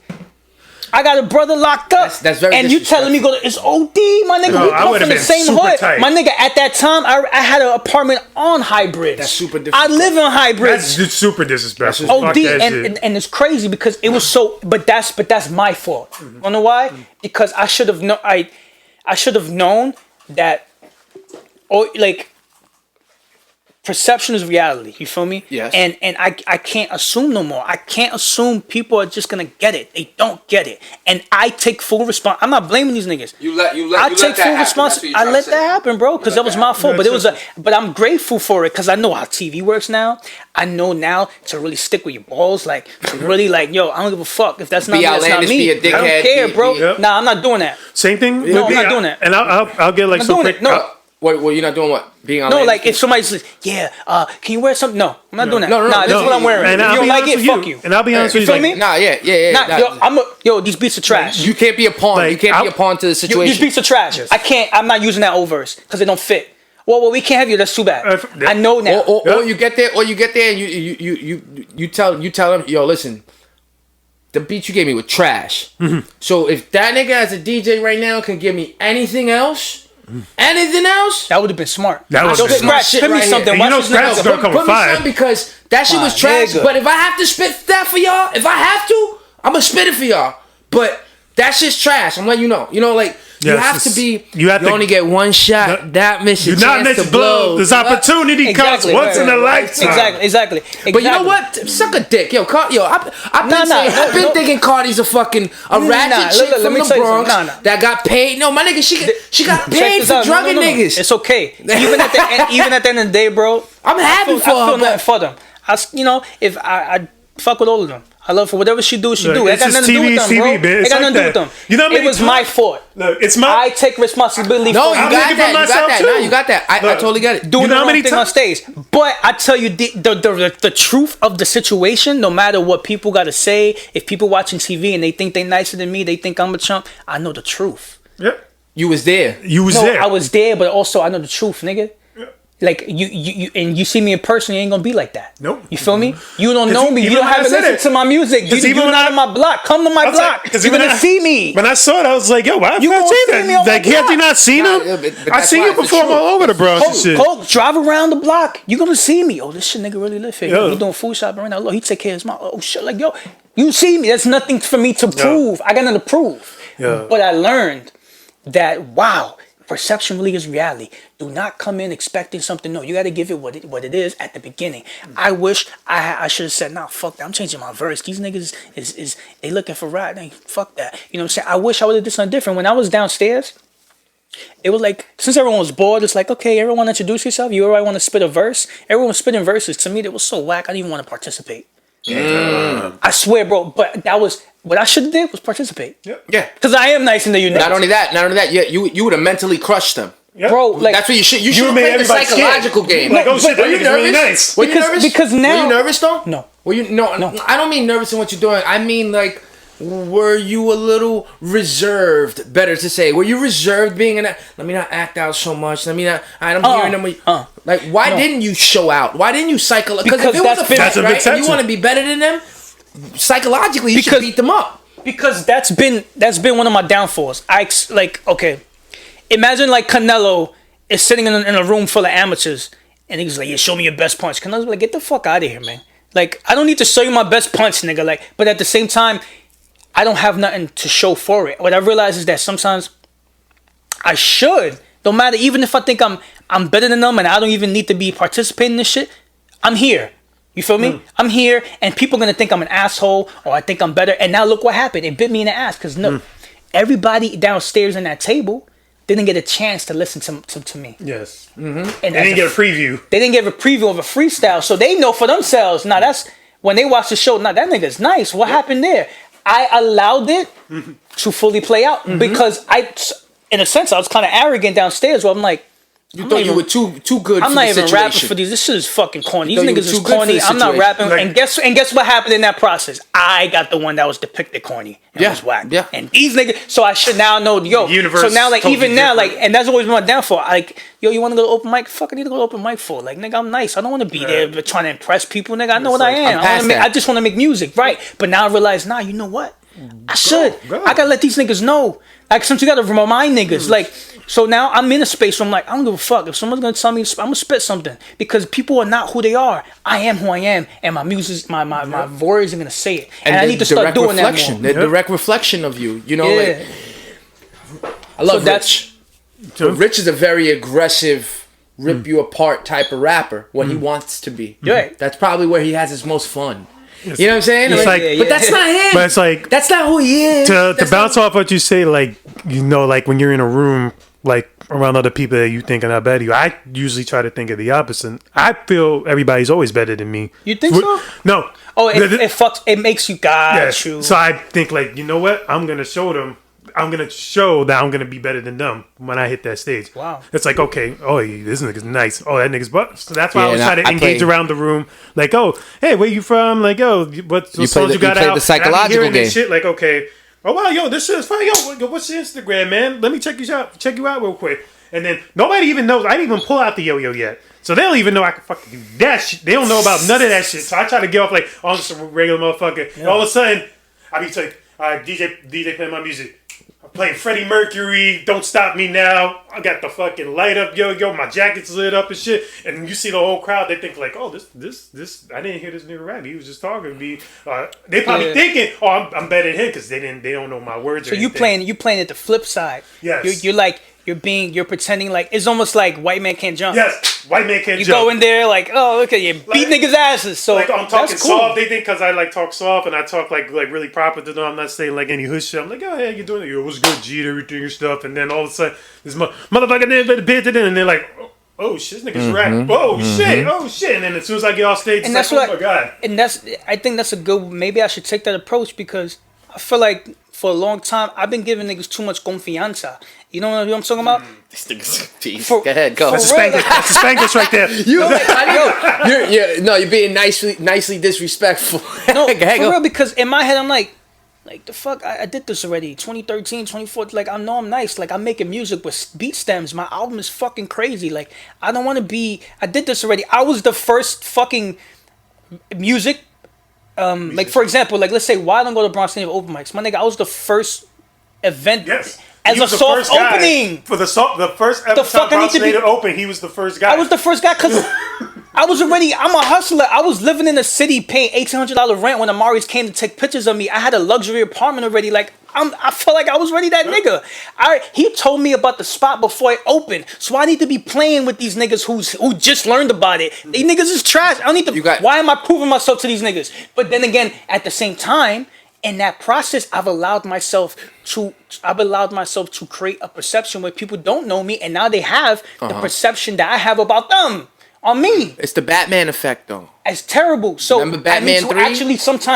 Actually pretend like you said. Now I need to move like you are the shit. You know what? I don't care about that. Fuck it. I'm gonna just go. I'm gonna shut this shit down. You are the shit. You gotta move like that. It's like even if I feel like the top, like I feel like I reached the top, like okay, I did the open mics. But you gotta be willing to put the work. It's like even more work. I always feel like there's more work to be done. Even if like I'm beyond like everything, I want to still feel like I've got that hunger, like that drive, like when I was first starting out, like when I first made my first song. Like there's always more songs to be made. There's so many open mics in this world. Why I want to do them all. I want to make sure like I put in the hustle, I put in the time and the work for this. That I'm at the top. I want to keep going higher and higher. I want to break through that shit. I want to break through the galaxy, break through the universe with this shit. See, I've always compensated. I'm being absolutely honest. I've always compensated. I've never been the tallest in the room. Never been the strongest in the room. I've always known I'm not the best rapper in the room. I've always compensated. But the way I compensate is with psychological shit. The way I compensate is, if we're in a competition, every rap competition I've ever been in, I stand front and center and I stare at who's performing. I burn them in their soul with my eyes to let them know. Oh, that's why you did that when I my nigga, because if your shit's whack, if you're not getting no reaction out of me, I was wondering why you looked at me in the room like.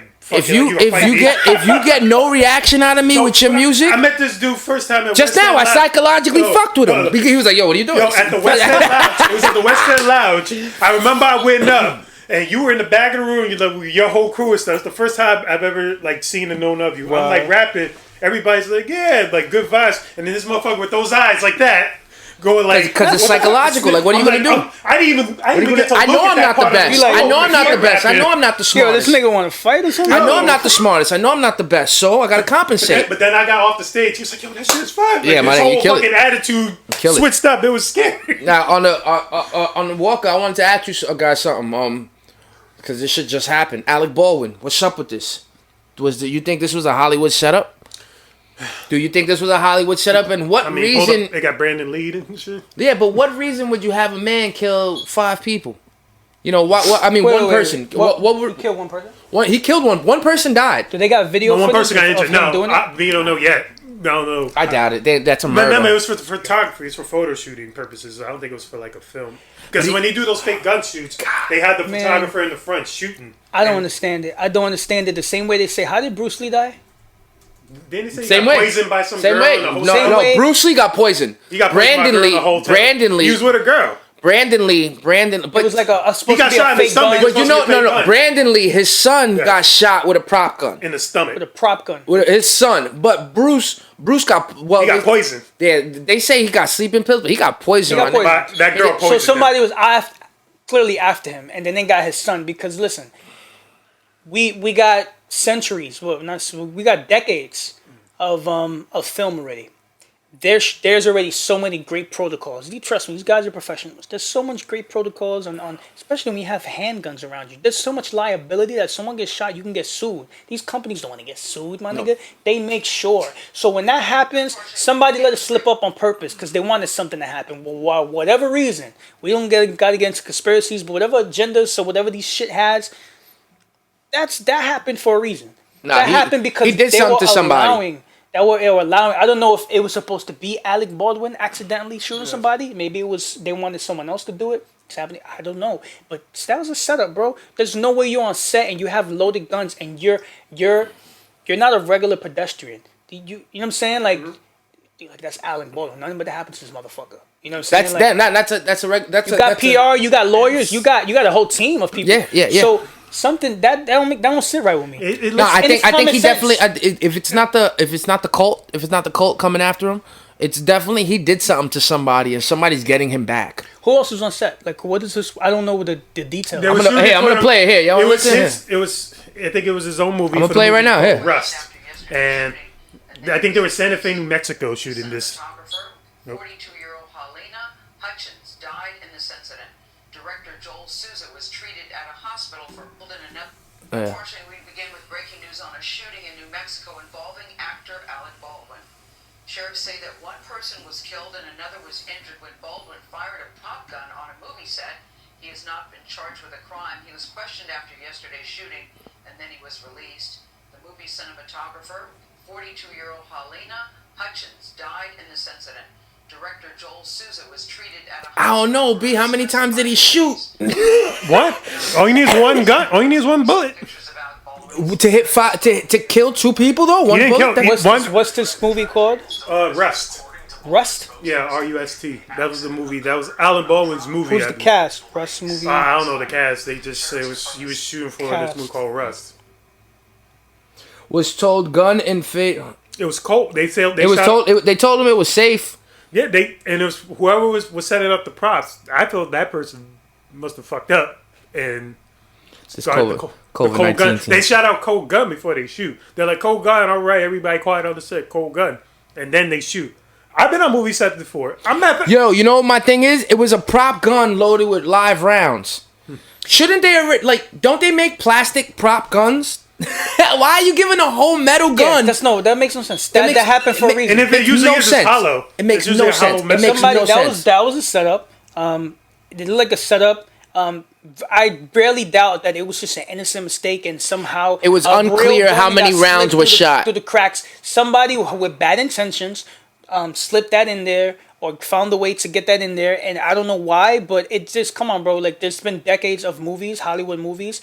We have so much technology. There's no way there should be a live gun on a movie set at all. That's not. Look, Brandon Lee got shot. Like it's just like there's certain things that you just use your comments. And that was 1993. Like you don't think they learned from that, or maybe didn't? I don't know, but this shit don't make sense. No, usually something's not right there. Usually they'll keep the same thing. They'll just add like a protocol, like, oh, now you just can't do this with live ammo prop guns. They have so much protocol. They trust me because all this shit is entertainment lawyers. They don't want to get sued. There's so much money on the line. There's so much. There's lives on the line. Millions of dollars. They have all this shit covered. So when you let that slip, like somebody did that. Like I honestly feel he accidentally did shoot this person by mistake. My nigga, I just read. It's not clear how many rounds were shot. Once you go bow, it's like. When you generally kill somebody... Yo, did that shit just shoot? Let me look down the bow. So wait, you gonna go with police? He got discharged the next day. Why would you cooperate with police if you really wanted to shoot somebody? No, I don't think. Nigga, I would cooperate with police if I shot somebody on purpose and want to say it's an accident. Yo, my bad. I don't think he did that on purpose. No, I don't think he did. I feel he didn't intentionally want to kill. What would be the objective? There's like no fucking bad blood with him and a photographer. Like, oh, I'm gonna kill this bitch. Yo, my nigga, you know what the problem is? We gotta question everything we see. Because 5 years from now, we don't know who that person was. We don't know we don't even know who really let that gun off. Maybe he's taking the rack because he's the big name and he can get away with it. We don't know. You guys happen to see the Brittany Murphy documentary? Look, to me, if I wasn't, I gotta watch that. If I wasn't there, It's in the air, like it's really Facts. in the air. If like, I wasn't there, it was in the air. That's a good line. A lot of this shit, I just made that shit random, but That's a good line, yo. If I wasn't there, it's in the air. Yeah, it's crazy. I actually heard a line last night while I was out in Brooklyn at this pizza shop. Some dude was saying like, "I don't want to know your name. I just want to fuck." I thought that was a tight fucking hook. I gotta write this. I said, "I don't want to know your name." It was like over this like this NPC. Oh, he was making a beat over the. He was like, "I don't want to know your name. I just want to fuck." I was like, "Yo, that's a fucking great hook. I gotta figure out a song with that now." Yo, G, we tell them where to find you. Tell them where to look up with you. Tell them drop all your info. Yeah, bro. Instagram at Efrain Opus. That's EFRAIN OPUS. So Efrain Opus. Or you can, if you want more training shit, it's Train with John. Literally Train with John. Could you give any advice? WITHJON. So no JOHN. I hate that shit. JON. JON. Train with John. Like John. Trainwithjohn.com. EfrainOpus.com. Talk to him. Any advice you could give to like somebody trying to work out? How do you get started on working out? What's the reason? Like, what is the like? How do you get up and become? Is that something that's just part of your gene therapy where you decide to be so progressive on it, No, or is that something that can be activated in a regular Joe? You gotta just be realistic. So even if you got 20 minutes to do the most basic. You see, this is the thing that I think fitness has been so commercialized that people see fitness as something that's over here. That's something that, oh, I can't do that because you got these fit guys doing stupid moves online. Oh, that's intense. When reality is, all you got to do is eat right, take a walk, do some planks. You feel me? Maybe do a little cardio. Maybe do a little bit of squats, some push-ups. If you could do that consistently, realistically, and consistently, you could. So me, that's what I try to do. Like, if you go to trainwithjohn.com, I have a whole blog. I help people. I give free workouts. I have nutrition and stuff that I write. But I try to meet people where they are. I have clients in their 70s, bro. I train clients that's 75. I had clients who had knee replacements. I train people. I like to train people who didn't think they could do shit. Mm-hmm. You know, and then you see this young fit guy, and I meet them where they at. Or I start very basic. I lower the barriers for fitness. They feel comfortable. Then we bring it up. You remember you couldn't do that? But I don't like, yo, all right, this is when you know you're not experienced. Okay, we're going to do 20 jumping jacks, then we're going to do 10 jump squats, and then we're going to do mountain climbers. It's because you're clearly not educated. Like, this person, you don't even know their level, their medical history. You got to get all that beforehand. Is this guy on statins? Does he have high cholesterol? You got to know, does she have vertigo? I have clients with vertigo. You can't put them on a flat bench. You have to keep them on an incline. There's certain movements that they get them dizzy. I know all that shit already. So I deal with real people, nigga. Like, you know what I'm saying? Because I like the hard work. So with that being said, just be extremely realistic. Fitness is not this sexy thing where you have to be doing jump squats and 20 minutes a day where you can just do a little bit on the floor, bro. You don't need equipment, and just focus on eating better. Eating better, you look at my blog. And drink a lot of water. Hey, yo, check his fucking blog out. It's been a pleasure having you, G. Welcome out, Rich. With music, what we doing? Thank you, everybody, for tuning in to this amazing episode. I gotta show people that verse, too, that I said on Rhythm and Flow. You have it? You got it here? Yo. Of course. You think I reached? I don't read off my phone, bro. Nigga, then spit it. I didn't want to put you in pressure positions. No. I could. Let's see what I remember. That's what I'm saying. I didn't want to put you in pressure It was an acapella. It was home of the EPT, home of the PCP, home of the youngins who dish that rock like CP3, home of the hoopers and aimless shooters, and kids claim stupid because they caught a bad vibe from their racist tutor. You should respect my perspective. I've been observing since '97, kid.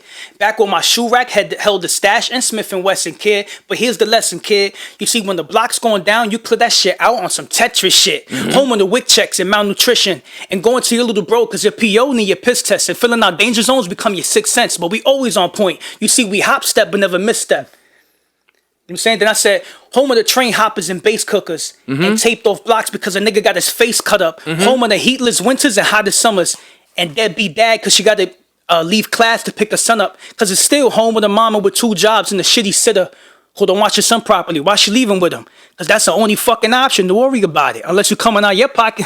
Home of the WIC check. No, then I keep going off. This nigga lost it. And for that, have a good night, everybody. Unless you have a good night, everybody. Hip problem. That's just hard. It's real shit, nigga. And I said all that, and then Scratch was like, at least he saw he could spit, and then Jada was like, You should have came out with that. Come on. Nobody was saying shit like that. Nobody was saying shit like that. And they wouldn't even air. Shit, and right? They were rapping petty. Twinkle, twinkle, little star. And what's crazy is they wouldn't even air that shit because it's too real. They have to edit out. Yeah, it's too to the left. It's too liberal. You're speaking on too real shit. Yeah. They wanted you to have sex with the girl and pimp her out. They didn't want you to help the chick out, right? They didn't want you to be Captain Sabo. Good pod. Have a good night, everybody. Oh, good damn. Pod, y'all. That was great. You got to get a drop from him. Yes. Drops are important. What's that? What's a drop? Just shout us out. Tune into your episode, shouting us out, who you are. Man. That shit crazy. Did you enjoy yourself? Yeah, it was fun, bro. Talked about a lot of random shit. I just don't. That's the point. That's the anxiety of having things online, though. You start talking about guns, and you're gonna have some stupid comments of like, "Yo, shut the fuck up." If you don't like it, don't watch it. Facts. This guy he's all for police, and he's shut the fuck up. With the garbage, bro. Oh, right here. Like he's not the only person in this world that thinks the way you do. You'd be surprised what people think. We're all like the same people. But yeah, man, just different stories. That was good. That was great. That was one of those. That's good though. Like that's definitely great advice to give somebody, nigga. You ain't gotta be fucking Lou Ferrigno. You can go ahead and start 20 minutes a day and get somewhere. You know what I mean? And then just that's step how it my up, mother step it up, step it up. My mother works out every day now because she does a little bit at home. Imagine if I tell her, yo, you gotta go to the gym, you gotta do 30 minutes of cardio. She won't go. No, you gotta baby step this shit sometimes. Yeah, especially doing that to somebody, right? Like, yo, you gotta do this, you gotta do that, you gotta do this. That's when you don't know how to treat people. I'm not gonna lie, Dennis, I do miss you on the scene, man. I miss you performing, man, because I be seeing these new shits now, like with a bunch of newer artists now. I be going now, trying to show, like, I go to Technology, my little brother works at Technology, so. Oh, okay. I go there, I drive there, grab a beer and chill, but it's just, nigga, the energy is funny to me. Like, yo, being outside is so weird. I was at the barbershop last week.